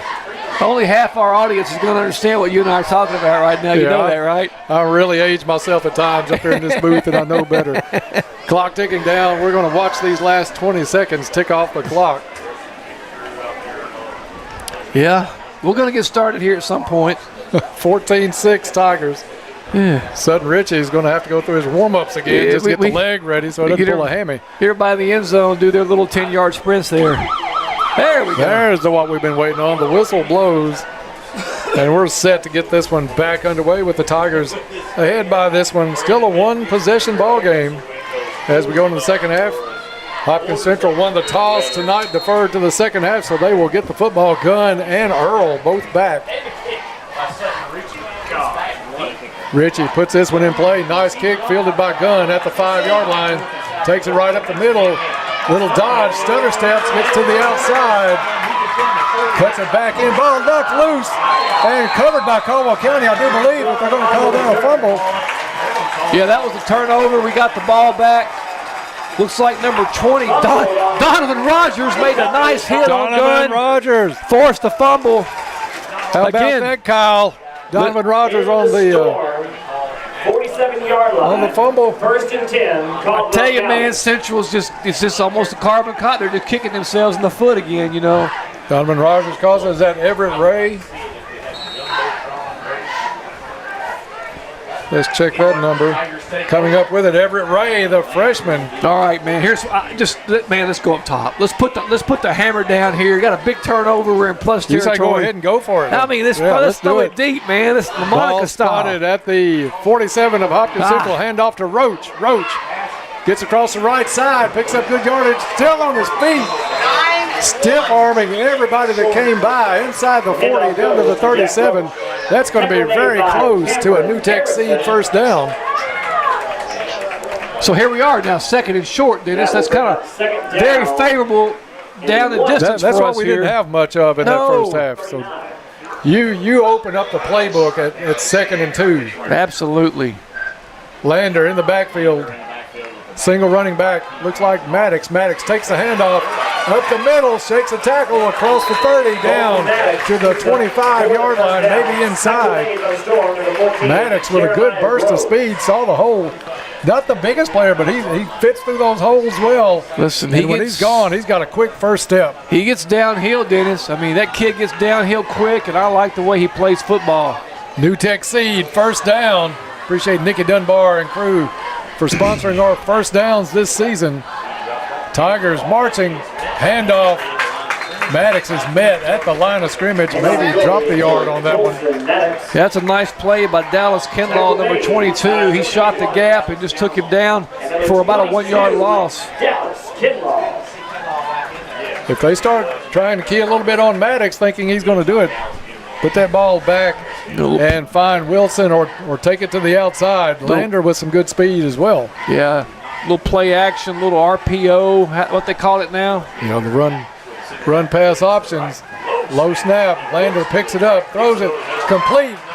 Derek Wilson across the 15-yard line. Wilson found a soft spot in that zone. Lander hit him in the numbers. Yeah, that's a great staple from last year. That inside receiver just gets in that zone and kind of sits down. And that play is often there. We made a living out of that toward the end of last year. Ball at the 13, another New Tech Seed. First down. Maddox in the middle, bounces it, tries to get to the outside, picks up a yard or two on the play. Let's go down for a sideline report with Todd. Just on the turnovers, you guys were talking about those, and of course last year that opener over at Caldwell County, Hopkins Central had 7 interceptions, and how many did Luke have, Ken? I can't remember. That was a few, I think. It was a bunch. Got him started off on the right foot. Yeah, it did. I think Luke ended up with 9 on the season last year. 2 receivers to the left, 1 to the right. Handoff goes to Big Jack Roach. Oh my goodness, just barreled in. Runs over people as he goes into the end zone. Touchdown, Tigers. It looked like a bunch of rubber balls bouncing off of him. He just left 4 or 5 guys on the ground there, and Jack just slammed that thing right into the end zone, man. Nice run by Big Jack. 13-yard run by Jack Roach. And that comes with 9-16. Dennis, that's what you got to do, man. You have to make them pay for their miscues, and we have. Richie stays perfect on the night. 2 turnovers. 21-6, Caldwell County. 2 turnovers and 14 points off those turnovers, and that's, again, that's the way we talked about it to start the game. I mean, if whoever turns the ball over protects the football. We'll be back in 30 seconds. You look amazing. What's your secret? Oh, girl, I've been taking the shot, the semi-glutide weight loss shot. Isn't that super expensive and hard to get? No, girl. I get mine at Princeton Drugstore. My starting dose was less than $50 a week, and I lost 20 pounds my first month. And if you don't have a prescription, you can talk to their telehealth physician. Wow, that sounds great. I totally need to give them a call. Princeton Drugstore. Your journey to feeling and looking fabulous starts here. Contact them today. System wants to wish the Tigers and Lady Tigers best of luck this year. Welcome back to Storm Stadium. Caldwell County mashes it in from 13 yards out with Jack Roach. Lead up to 21-6. Richie's kick is going to drive Gunn back almost to the goal line. Gunn up the sideline, turns it back up the middle. Kid's got some speed across the 40. Hit from behind, shakes it into Caldwell County territory. Big run. About a 50-yard run by Silas Gunn. Tiger territory for a Groves Electrical Services. I think that's something they'll have to shore up a little next weekend because he ran through a lot of people. Gunn gets Central into Caldwell County territory to start their possession at the 47-yard line. But he is a big kid to bring down, 6'4". Yeah, picks his holes well. Yeah, he's a nice runner. I mean, we got to shore that up, man. Can't let him just run through the middle like that. Gunn wants to bust it to the left. He's cut off, has to turn it back in. Short gain about 2 yards on the play. Gun hands off. Good coverage by Caldwell County. Roach getting up out of the pile. Good job on that end on that side to turn that one back in. 45-yard line. Gain of 2. We got second down and 8. Second down and 8 coming up for Central. 8:42 left to play in the third quarter. Those defensive ends for Caldwell County doing a good job tonight. Alex Fox, one of those along with Carter Bedell. Play in from the sideline with Gunn. Ball on the 45-yard line. Caldwell County up 21-6. Silas Gunn and Isaac Earl just taking it upon themselves on the ground to keep Central within reach in this game right now. But Caldwell County showing blitz. They come up the middle. Gunn comes to the right side, finds a hole, spin move across the 40, brought down at the 37-yard line. Yeah, they don't play well coming from behind because, they're primarily a ground-oriented team, Dennis. And their biggest plays have been runs tonight. They caught that one pass on us, but Ball is spotted at the 36-yard line. That Isaac Earl, low to the ground, really finds the holes because there didn't look like much there. They're going to bring the chains in for a measurement. Ball spotted, looks like on the 37-yard line. Bring the chains out the field. And Ken, was it last season or the season before where they took the football to the sideline to measure? I will never, ever forget that. If this is my last season to do football, that will be Dennis, that will stick with me forever. That looks like a first down to me. I mean, I think they got it probably by a football length. I mean, it looks like a pretty easy first down to me, but I've been wrong before. I'll go with you on this one. I think it is a first, but we'll see when they set the chains. And it is going to be short, Ken. The nose of the football short. The ruling is short. And it's going to be third down coming up for Central. That puts us behind 0-1 on the season on calls on the chain. They will spot that one back down at the 37-yard line. I was looking at the down marker over there, I believe. Caldwell County, we'll see if they can hold. 37-yard line. Gunn and Earl in the backfield. They're going to send 2 receivers to the left. They're going to heavy up the right side of that line. You kind of expect Earl to go off the right side here. We'll see, or if Gunn keeps it. 3rd and 1. It's going to be Gunn up the middle. He easily gets the first down across the 35. Gunn, the QB keeper. Kid just took off running. They had the first down easy.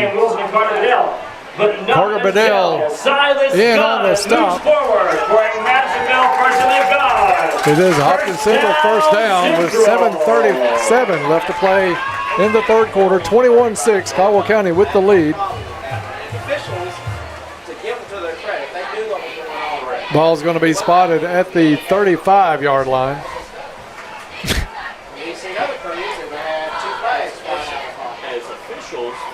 Central gets the play in out of the huddle. Tigers get set. Dalen Lander at free safety. That's something that Coach McClung said it's not ideal to have your starting quarterback playing free safety, but he wants his best 11 out there any chance they get. Tigers bring the pressure up the middle. Bedell with a Big Mac sack attack. Thrown for a loss was Earl. Carter Bedell was a man on a mission on that play, Dennis. Carter Bedell read that one the whole way, and you talk about timing that one perfect, coming through the line of scrimmage. He's another player that we need to get a neck roll for, you know. We've got some kids that could have played in the 60s and 70s Him and Roach need neck rolls. I'm going to tell Jeremy to invest in that. We need 2 neck rolls. And the hook face mask. We got to get those on the helmets. And just scratch the front of your helmet up to no end, just so you just look tougher like that, you know. I love our linebacking crew. Jack Roach leading that bunch, man. But Yeah, Such a fun kid to be around. Talking about putting your best players on the field. I mean, Nick Saban had his best players playing special teams. Right. Devontae Smith was on special teams. I mean, Gunn drops back, gets some pressure, flushed out of the pocket, rolls left, goes sidelines, in and out. He had a receiver in and out of his hands. Bobbled it off the shoulder pads after it went through his hands. For number 14, Jeremiah Groves. That was Jeremiah Groves, the kid that caught the touchdown pass in the second quarter. Looks like he's still down on the Tigers sideline. We're going to check on him. Tell you what, Abby, 5:50 left in the third quarter. Let's take a 30-second break and come right back. High school juniors and seniors, are you ready to take control of your financial future? First Southern National Bank is excited to highlight the Give, Save, and Spend course offered through Asbury University. This hands-on course teaches practical money management skills, including how to give generously, save regularly, and spend wisely. It's the perfect way to prepare for life ahead. Registration is now open on the Asbury University website. Don't miss this opportunity to build financial confidence that lasts a lifetime. Equal housing lender, member FDIC. Raider Auction wants to wish the Tigers best of luck this year. We're back to Storm Stadium. Groves able to get up and run off the field without any help, so that's a good sign. Just down for a couple of minutes over there. Back to action. We'll bring up third down. And a long for Hopkins Central. Carter Bedell, another one of those kids. Coach McClung talked about how they got in the weight room, Ken, and really bought into this season. They dedicated. You see kids rarely do that a lot these days. It brings you to a kid like Jabrion Spikes that developed himself over the years at Caldwell County on the basketball court. These kids put a lot of effort in and paying off here in the first game, building Caldwell County a 21-6 lead. Central back over the football. Gunn looking to the sideline to get the play in. Todd, after this play, we'll go down and see if you have anything on that injury timeout from Groves. It looked like it came off pretty well, but we'll go to you right after this play. Shane Farrow in coverage on the near side for Caldwell County. Roach inching up towards the line again. Caldwell County pulls the pressure back. Gunn goes to the air. This one overthrown. Good coverage on that far sideline by Zy Rollins. Let's go down for a sideline report with Todd Griffin. Yeah, guys, I couldn't really get a good look at the Hopkins County Central player that was down on the sideline over here. He was kind of surrounded, but he did pop up pretty quick and run back across the field. The Caldwell player that was sent off before the previous play, his pants were above his knees, and I think that's one of those issues again this year where your pants have to come down below your knees. Yeah, not like college where you can basically wear shorts. Oh, yeah, you can wear bike shorts or whatever you want. I hope they change that rule. It looks so dumb. Just across midfield is Central, 4th and 22. In punt formation, Caldwell County quickly puts Farrow back. Kick is up. It's a nice kick again. Farrow, returnable, pulls it down at the 15-yard line. Wants to get to the sideline. Flag comes in on the return. Farrow lowers his head. Gets pushed out of bounds just shy of the 40-yard line. But a flag in. Yeah, they're going to call it a hold or something on Dalen. It's a 50-50 call. You know, it kind of play was past him. They could have thrown it. Could have. I don't think it affected the play at all. But it's going to put us back in the hold again to start, Dennis. You know, that is going to be a hold against Caldwell County. That will back them up. They'll take over deep in their own field with 5.5 to play. Long third quarter. That first half seemed like it flew by, but this third quarter taking forever, it seems like. 5:32, 21-6, Caldwell County. Looks like we got someone down on the an official timeout.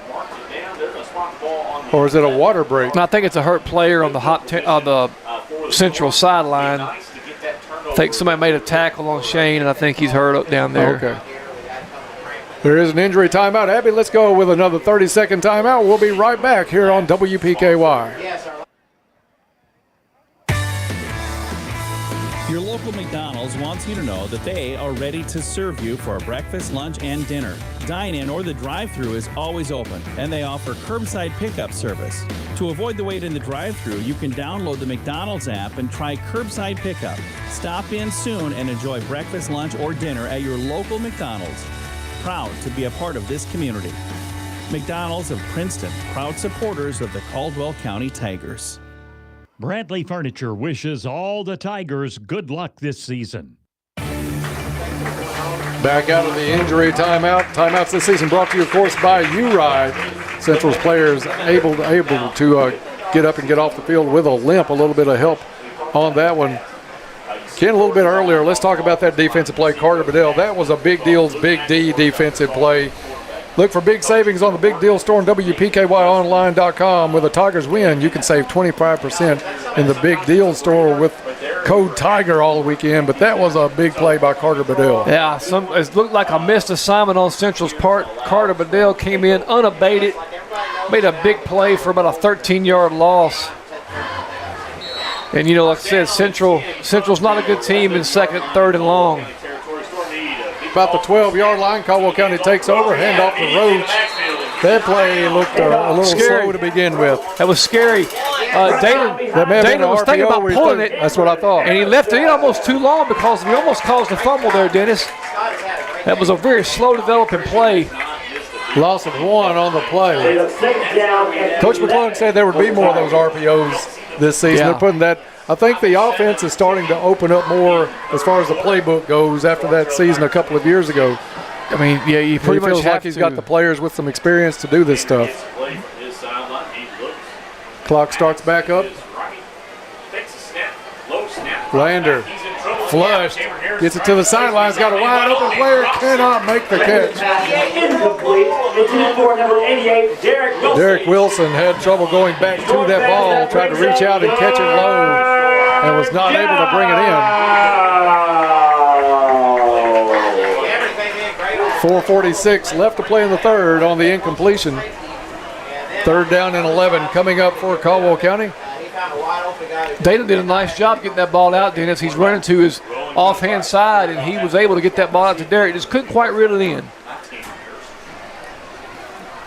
Central really dropping players deep. Expecting Lander to go to the air for sure on this one. Third and 11. Lander set for the snap. Takes it. Handoff is to Farrow, and Farrow's going to get slung down from behind for a loss. Farrow jumped up like he never did really hit the ground. The official called him down on the loss. That one back near the 7-yard line, maybe 8. Let's see if Sutton can kick one to the corner here. I don't think I'll let this kid return it from the 50, Dennis, I would find where he's at, maybe kick it away from him. Yeah, I tried to You're if exactly I could. right. Caldwell County up 21-6, but if Central does not bobble this ball, they should get very good field position wherever it comes out. From his own end zone, Ritchie with the punt. This one off the toe a little bit, goes high, but not very far, and not a great bounce. Caldwell County's going to down it, but it doesn't even make the 30-yard line. 29-yard line is where Central will take over after that punt. Yeah, Sutton sitting back there with his heels on the back of the end zone, and you tend to rush it just a little bit on that play, Dennis. You just don't want to get blocked, Right. Caught it with just a little tick of that foot pointed up too much. Yeah. See what Central can do here as they try to battle back in this game. Caldwell County up 21-6. Yeah, we need to stop here. We don't want to give them a chance to get any kind of momentum. We've got all the momentum in the first half, at the end of the first half, and at the beginning of the second half. Jack Roach with a touchdown at the 9:16 mark of the third quarter has been all the scoring. But you've got to look out for Gunn. Now Earl's going to split out. Gunn drops back, looks down the field. He's going to be brought down. Duke Ward. 57, Duke Ward with a Big Mac sack attack. I'm loving the Big Mac sack attack. That is awesome. Another Big Mac sack. 2 all beef patties, special sauce for the cheese. Pickles, onions on a sesame seed bun. When the defense brings the heat, you know that it's game time. Make your next stop at McDonald's, the perfect spot for pregame or a late night after the game. Duke Ward, that's a kid that's going to have I think, just a phenomenal season. He's got everything lined up for him to be really good this season. Listen, man, he's undersized. But man, he just makes plays. There's no more battle in anybody than Duke Ward. No. Roach inches up, gets through, flushes Earl to the sideline. Jack Roach was double teamed on that blitz and still able to fight through it, forcing Earl to the sideline. 2:55 left on the clock. It stops as Earl went out of bounds. Let's take a quick hit down to the sideline with Todd Griffin. About how quickly the play clock's being started. Of course, we don't have any play clocks actually here to watch tonight, so we've all been watching the scoreboard every time that the ball gets spotted just to see how long it takes Hopkins Central to get a play off. They are methodical for sure. I'm not sure why the clock's not running now. I think he went out of bounds. Oh, he's out of bounds? On the play to stop that one. Caldwell County not showing blitz. They've dropped back in coverage. Gunn has an opening out of the pocket. Now pulls up, wants to throw, hit from behind. And he's going down at the 35-yard line. That was Alex Fox, number 58, that hit him from behind. Nice pursuit by Fox on that play. Yeah, it was a good job by Alex Fox not to give up on the play. Well, you got to go for it here. I mean, you're down 2 scores. You're late in the third. You got the ball on the 39 or 34-yard line. So, yeah, you got to go for it here. I mean, I know it's a long way, but, I mean, a punt, even if it goes in the end zone, is only going to give you 14 yards. So, 4th and 13 for Central. Clock running with 2:15 left to play in the third quarter. Silas Gunn back from the sideline with the play. And it's going to be Gunn or Earl. You almost are guaranteed of that at this point. I mean, if you got some trick play in your playbook, you know, it is some little receiver screen pass. On the field. Hopkins Central takes the U-Ride timeout. 1:59 to play in the third. We'll be back in 30 seconds. Powering your lives and lighting up your nights. Princeton Electric Plant Board's community spirit shines bright. Entrusted with the glow of our fields, they keep our Tigers' pathways illuminated to victory. A shout out goes to our Tigers as they roar into a new season. Good luck, Tigers. Here's to a safe and victorious year from your one and only Princeton Electric Plant Board. They're not just a service, they're community. Raider Auction wants to wish the Tigers best of luck this year. Welcome back from the U-Ride timeout. U-Ride, a quality pre-owned vehicle you can trust from people you can trust. Contact my buddies Lee Hughes or Tommy Harrison for an appointment. U-Ride, your used car dealer before, during, and after the sale. Dennis Stevens, Ken Parker with you, Todd Griffin on the sideline. And Ken, we were talking during that break. It's time for Central to maybe try a little razzle-dazzle here. They're down. They call the timeout. You don't expect them just to come out and run it straight up the middle out of this timeout. Yeah, I think, you know, the key to the defense here is to stay home. Don't get caught going one way because they might run a little misdirection trick play here. Just stay home, know your assignments, and make the play here. Groves in motion. It is Gunn. Gunn fake the pass, looks down the field into double coverage. It's complete. Touchdown Central. There was Groves out of motion. I mean, Dennis, I'm not sure what happened. We had it covered. 2 guys were on him. Just knocked the ball down. Let's go. Let's get it back. He threaded the needle to Groves. He sure did. But, man, we had 2 guys right there to make a play. All you got to do is knock that ball on the ground. That hurts. 21-12. Well, I'm sure they'll go for 2 here to make it a 1-score game. How big is that bad snap, that bad field goal, that bad extra point attempt they had earlier when nobody moved on the line? They'll bring Gunn in with the play. They are going to go for 2. Try to cut this down to a 7-point game. I started to say they could still kick the extra point and make it a 1-point game. But the first attempt at extra point was not pretty. Yeah. So you think they feel like they have a better chance, I'm sure, with Gunn. Gunn takes a snap, looks, across the middle. Well defended. Zy Rollins said, not in my house. He sure did. Nice play by Zy. Zy was maybe taking out some frustration over that long pass there. 150 left in the third, 21-12. Tigers still with the lead, back in 30 seconds.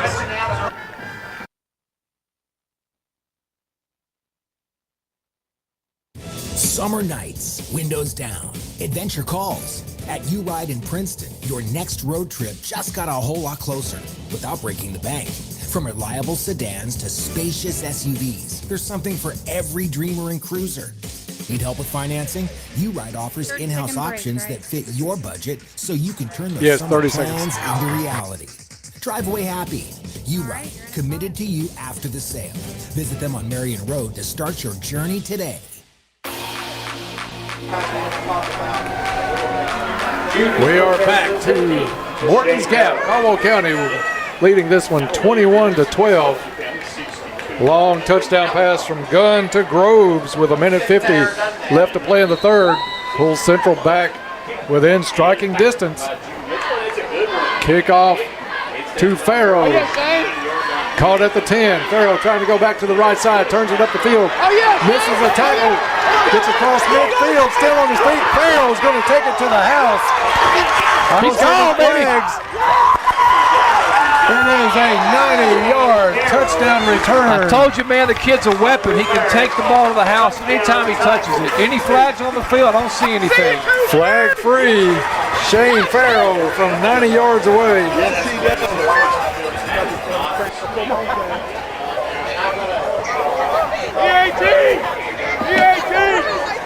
134 on the clock on that score. Makes it 27-12. Richie will come in for the extra point attempt. Now that's how you answer a score. That's a Goodwin Insurance touchdown. Shane Farrow, 90 yards away. Farrow made a good cut after about 20 yards on that run. Instead of going up the middle, hit that right side. And then it was off to the races. Oh, man, he was galloping down that sideline, baby. Sutton Richie, snap is back, kick is up. And Richie stays perfect on the night. 1:34 to go in the third. Tigers up 28-12 back after this.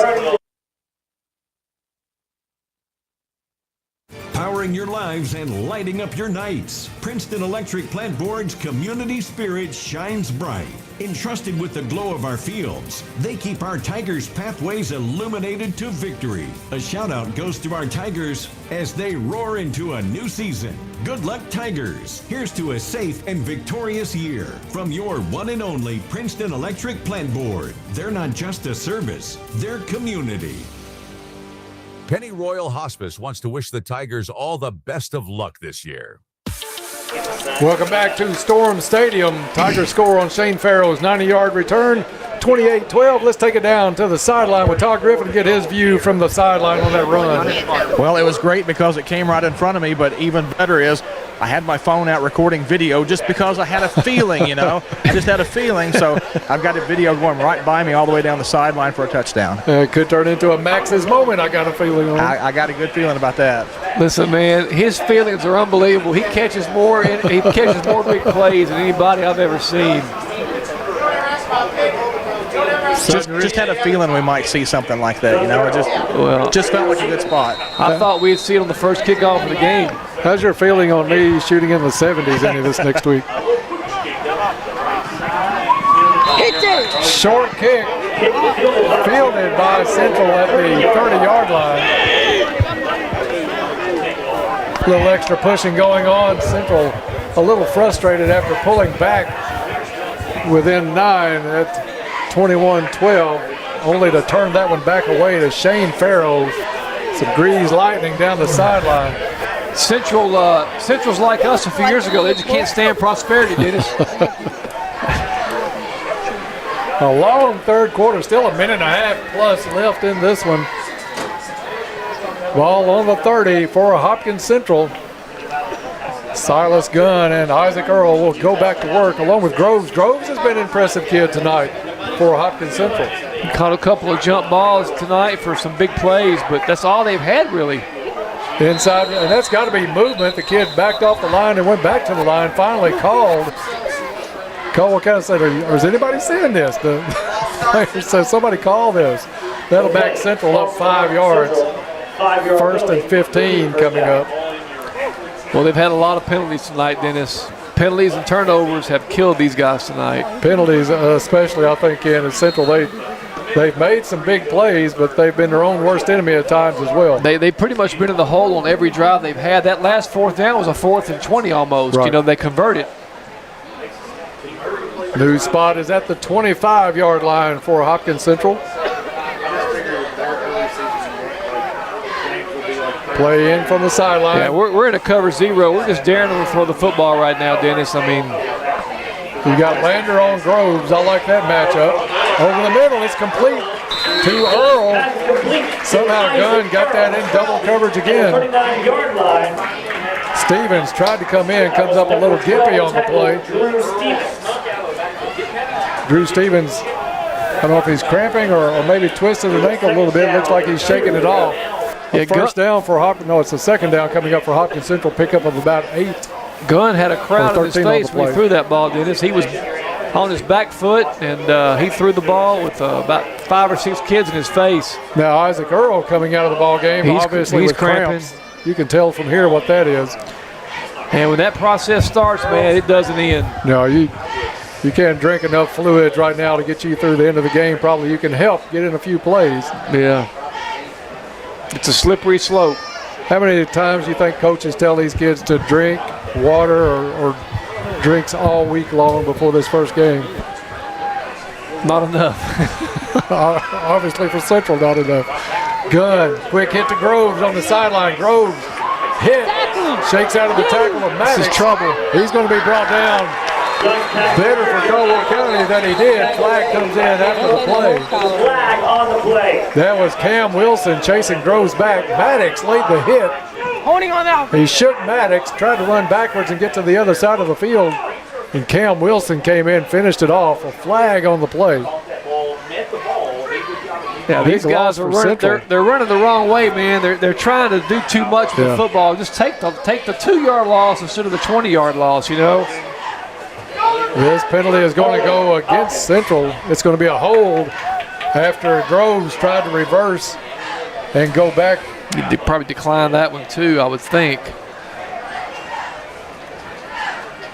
I would say, yeah, just like in the first half, you got to decline that penalty because Central's going to have the ball placed at the 21-yard line. I mean, I don't understand.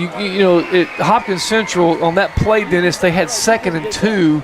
They throw a screen pass, and they lose 15 yards on a screen pass. I mean, you should never lose 15 yards on a screen pass. Catch the ball, get upfield, take a loss if you have to of 1 or 2 yards. How much do you think that was due to Earl coming out of the ball game before that play? Yeah, I don't know. I mean, just because that's obviously who it probably goes to at 3rd and 2. Unless you're Barry Sanders, you just can't reverse field against a whole football team like that. I mean, and no offense to Hopkins Central, but they don't have Barry Sanders out there.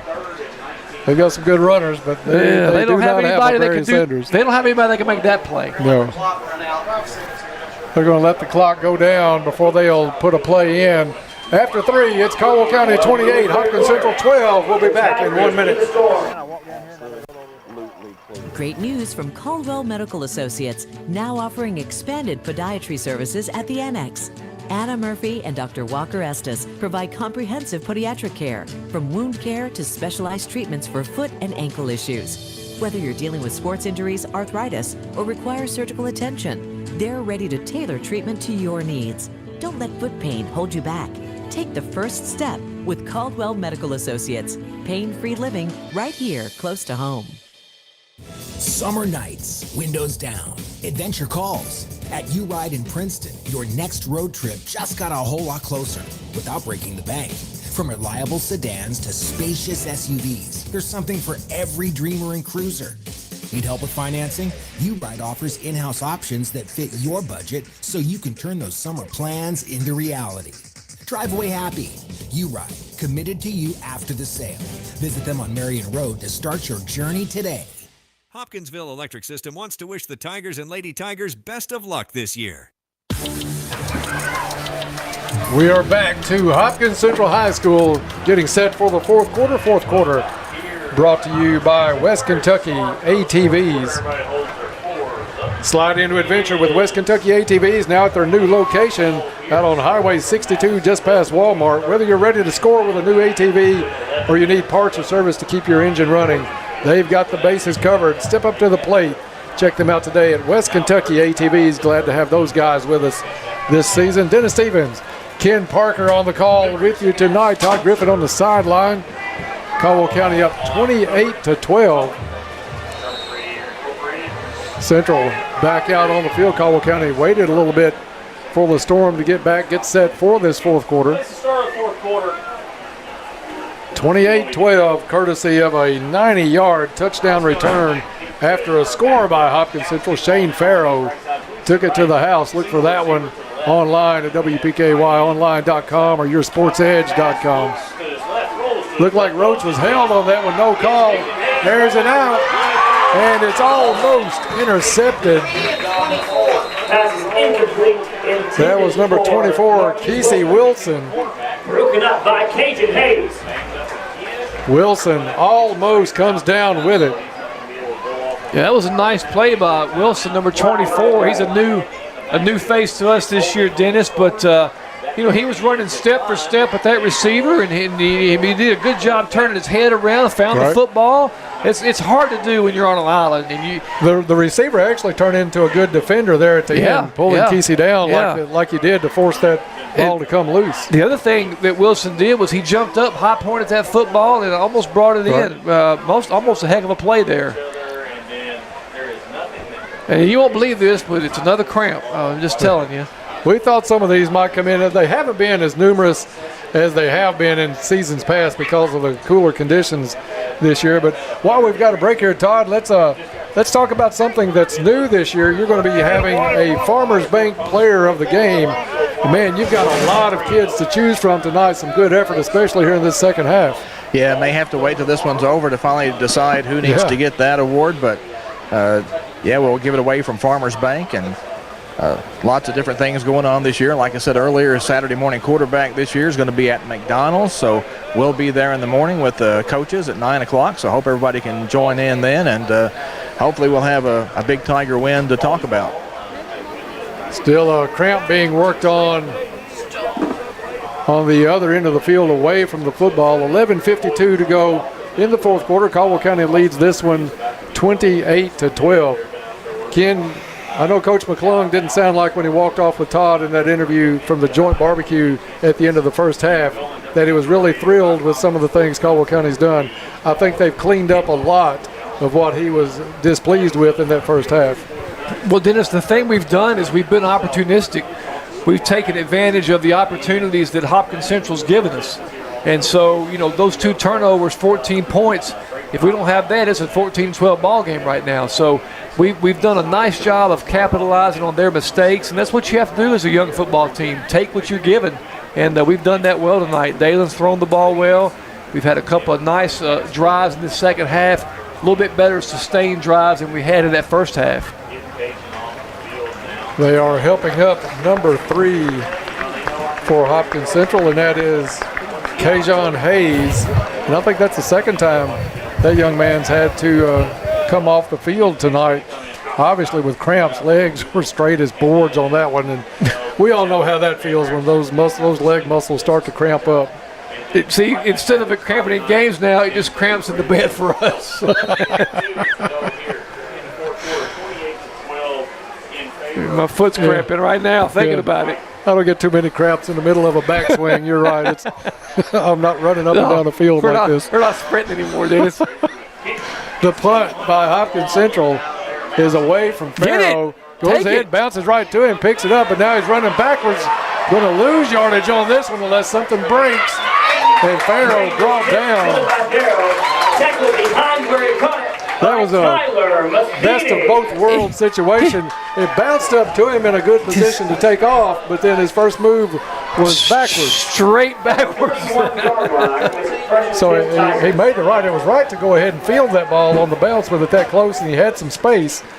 But you've got to take that ball up, and even if you only pick up a couple of yards, it's positive yardage and you get the ball closer to midfield. Tell you what, one thing you can say about Shane Farrell when he has the ball, he's exciting. It's never dull. It's the best of it's the best of times and the worst of times. Caldwell County brings the offense back out, trying to tack on to this 28-12 lead.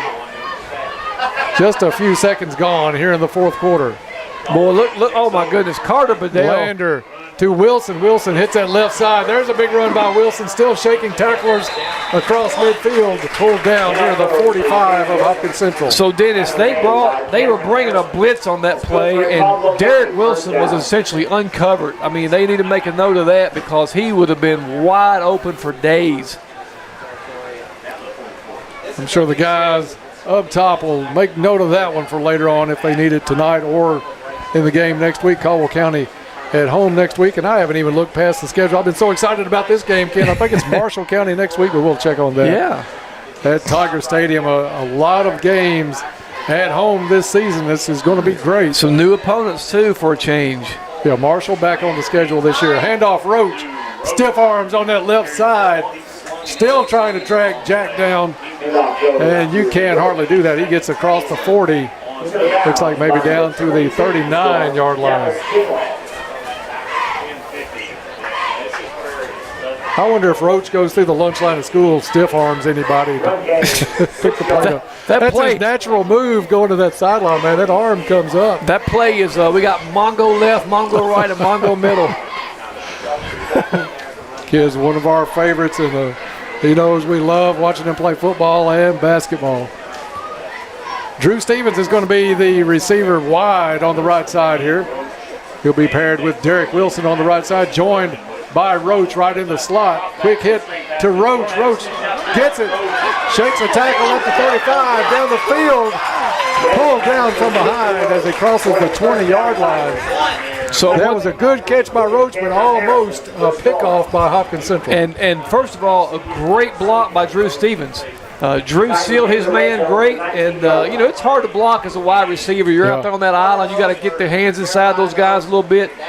But great job by Drew Stevens. David Barnes told me one time, he said, actually told Oliver when he was a freshman, he said, if you can't block, you can't play receiver on my team. And that's true. That's true. Especially this type of offense, screen passes, you got to be able to block that screen. That's a nice job by Drew. Caldwell more run-oriented than they used to be back in the day with Coach Barnes, but that still stands true. Those receivers have to block in this offense.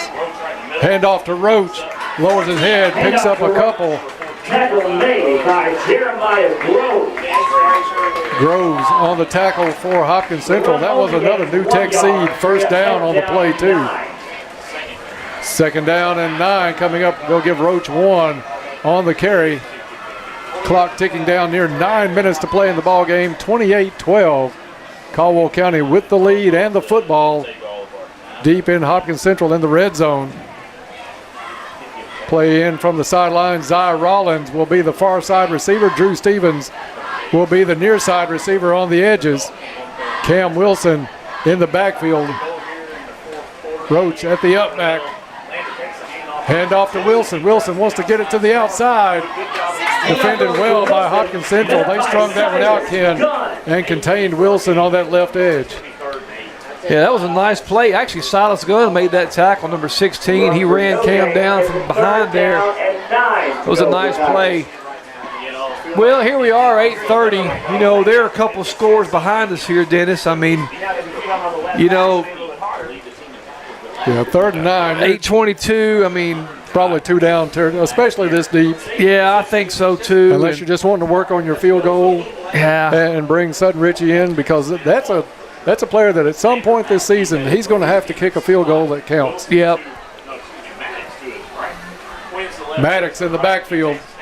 Lander, Maddox with a good block. Wide open. Lander over the middle and almost intercepted. Gunn had that one go right in his hands and out. My heart stopped for a minute. I don't think Dayton saw that safety. If Zy would have caught that ball, he might have gotten blown up. But he threw him right into that safety. He almost just didn't see that safety, I think. And Ken, they are bringing Sutton Ritchie in good for call. the field goal attempt. 4th and 9. if Caldwell had picked up positive yardage on that, maybe, but a 35-yard attempt here, Dennis. Drew Stevens on the hold. Sutton Ritchie for 35 yards. He's got the plenty leg. of distance. And it's good. Hey, all right. 3 more on the board. Sutton Ritchie, 31-12. Caldwell County with the lead. We'll be back in 30 seconds. At Goodwin Insurance, they select their insurance companies the same way you do, very carefully. When you work with the agents at Goodwin Insurance, you can count on receiving fast, courteous professional service with quality protection. You deserve someone that provides comprehensive coverage and is working alongside you in your community. Contact them today for a quote. Goodwin Insurance of Princeton, Cadiz, or Marion, or online at insurewithgoodwin.com. Raider Auction wants to wish the Tigers best of luck this year. Back to Storm Stadium. Big kick, Sutton Ritchie. Ken, I like seeing that. Come in, bring him in, get that team out there on the field and one that really matters and see what he can do. And, man, you knew he had the distance. It gives him confidence moving forward in the season. Know, from 35 or 40 yards, we got a chance to score. Another short pooch kick, trying to catch Central in retreat. Hopkins Central able to recover. They'll have decent field position near their own 40-yard line while the teams change sides. Let's go down to the field with Todd Griffin. Yeah, Caldwell County looking for the knockout shot right there if they haven't already delivered it, trying to get that ball back. And I think after that we'd see a heavy dose of Cam Wilson and Jack Roach and all those guys. Still in pretty good shape here. Got to hold on, 31-12. Caldwell County up, and defense has played pretty good. I think Hopkins Central's defense on the other side has actually played pretty well up front so far tonight. Maybe a little better than I thought they would. I agree with you on that one, Todd. Thanks for that report. Ball spotted at the 39-yard line. Caldwell County still has Lander in at free safety. Earl is going to be split out this time. He's the slot receiver on the left side. Gunn looking to pass. Gets pressure from the ends, and Gunn. Another, what is it, kid? A Big Mac sack attack. Caldwell County sends everybody but the water boy on that one, and they bring Gunn back to the 29-yard line is where they're going to spot that football. That was Duke Ward and Alex Fox. They joined the Big Mac sack attack crew tonight, so Caldwell County with a lot of negative yard losses caused for Hopkins Central tonight. Listen, every drive Central's had almost has resulted in some negative yards, either penalties or bad runs or sacks. It's been tough for them to get plus field position here. New defensive coordinator Jay Burgett, the former head coach. Gunn down the field. That one's going to be bobbled, almost picked off. Lander tipped it. I think if Stevens had been a little bit closer, he could have been the recipient of a gift. Yeah, nice play by Dalen. He slowed up and was able to jump up, make a play on the ball without interference. That was a nice play by your safety. That's what you want your safety to do. I mean, he's a center fielder. He needs to get out there and make those plays. And nice job by Dalen. Didn't have a lot of experience last year at safety. We had the two Lukes back there at safety, so Dalen didn't play back there a lot. So this is almost a new spot for him, and it's not a hard position. Just don't let anybody buy you, And he's got the speed to take care of that aspect of it. Sure he does. 31-12. Tigers with the lead, 6:56. Clock stops on the incompletion. 3rd and 20 coming up for a Hopkins Central from their own 29-yard line. Caldwell again shows blitz with Roach. It's picked up.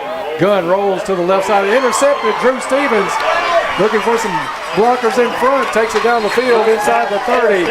Out of bounds at the 25. Drew Stevens with the pick. Man, Gunn threw it right to him. I don't think he even saw him. The receiver was behind the guy. All he had to do was put it over Drew's head, but he threw it on a line and threw it right to Drew. Yeah, he hit between the 1 and the 2 on that jersey, and Stevens comes up with the interception. Caldwell County will bring the offense back out on the field with great field position at the 25-yard line of Hopkins Central as they try to finish this game off big, 31-12. Central scored, Ken, with what was it, a minute 50 left in the third. They cut that lead to 21-12. And since then, it's been all Caldwell County to spread this thing out. And a chance to put the proverbial nail in the coffin on this drive with 6:47 left. They're already hammering it, Dennis. Handoff, Massey. I'm not sure if he picked up anything. James Massey on the carry. Maybe stopped at the line of scrimmage. And a little extra talking going in there. Is that a flag that came out? They're pulling Massey back out of the crowd. Could be an emotional. We'll have to check. And Todd, you may be able to verify. I think Massey may be a transfer from Hopkins Central, if I'm not mistaken. Yes, he was over here last year, and maybe a little emotion after that play, you think? Offsetting penalties. So whoever he was jawing with jawed back and got caught. And no harm, no foul on that one. Where are they going to spot this ball at? I don't think he got anything on the run. I think it's just the official standing back near the 26. Are they going to give him a yard back? He lost the yard. Yeah, he did lose the yard. Ball on the 26-yard line after that carry by James Massey, a senior. Massey stays in the ball game. Lander at quarterback. Two receivers to the left side. Handoff up the middle. And was that 28 on the carry for Caldwell County? Dayton Wilson. Another player that Coach McClung was really high on. You can tell when you've got 45, 46 players this season. He mentioned at least a dozen that could contribute to this team offensively, and Wilson was one of those young men. Listen, that's a huge plus for us this year. I mean, we haven't had that the last few years, so that's a big difference for us. Depth is so huge in high school football, particularly this, as these games against good teams happen. Some cleaner jerseys into the game for Caldwell County. Jamison Markham in at one of the receivers. Lander flushed out of the pocket, rolls left, looks up the field, turns, and is going to get back. Maybe positive yardage on the play. We'll see where they pushed him out at on the far sideline. He's going to let Sutton try again here from deep, Dennis. That'll be fun to watch. Richie jogs into the ball game. Probably going to be close to a 40-yard attempt here. While they set this one, let's go down for a report with Todd on the sideline. Yeah, it's rare that we ever get to see 2 field goals in a game. I'll have to go look and see when the last time that happened. I know we've never seen 3 in a game. This one spotted on the 30, a 40-yard try. It's got the distance. It's good. No. Just short, had to be just short. I thought he had the distance by plenty. Missed it left. It was about bar high. Good kick by Richie, comes up short. Central will take it back over. I like giving the kid these shots, Ken, because he is a weapon. I mean, there's going to be games where it's going to be close at some point, and you trot him out there. You want him to have the confidence. You want to know where your distance is for your kicker. Right. I mean, you need to know that within a yard. I mean, he can hit this field goal. This is his distance. And looking at the flag, there wasn't a lot of wind on that one. So no, there was not. We've seen him go longer, but still well within his range. Wilson on the blitz, comes around the edge. It's going to be Gunn running away from Wilson up the field. Gang tackled just shy of the 35-yard line. By number 30. Shy of the 35-yard line. By number 30, Jaden Boyd. Flag on the far side of the field. Looks like Maddox may have been involved on that side. Stopping the clock with 4:41. Yeah, frustrations are starting to come out a little bit now. You work all summer, you're fired up for this game, and now it's emotional both ways, and so starting to get a little frustration on their side a little bit. We just have to keep our heads and not respond to anything like that. Markway Coleman coming into the ball game, a freshman. We'll try to get some of these new numbers. Ken, if you'll help me along with that. Stevens is going to take over out on the field as they hear Abby until they get this penalty, because I think that's all they're going to the sideline for. Unsportsmanlike against both sides. They will offset. I'm not sure it was on against Hopkins Central. We saw Colson Maddox in the mix on the far side.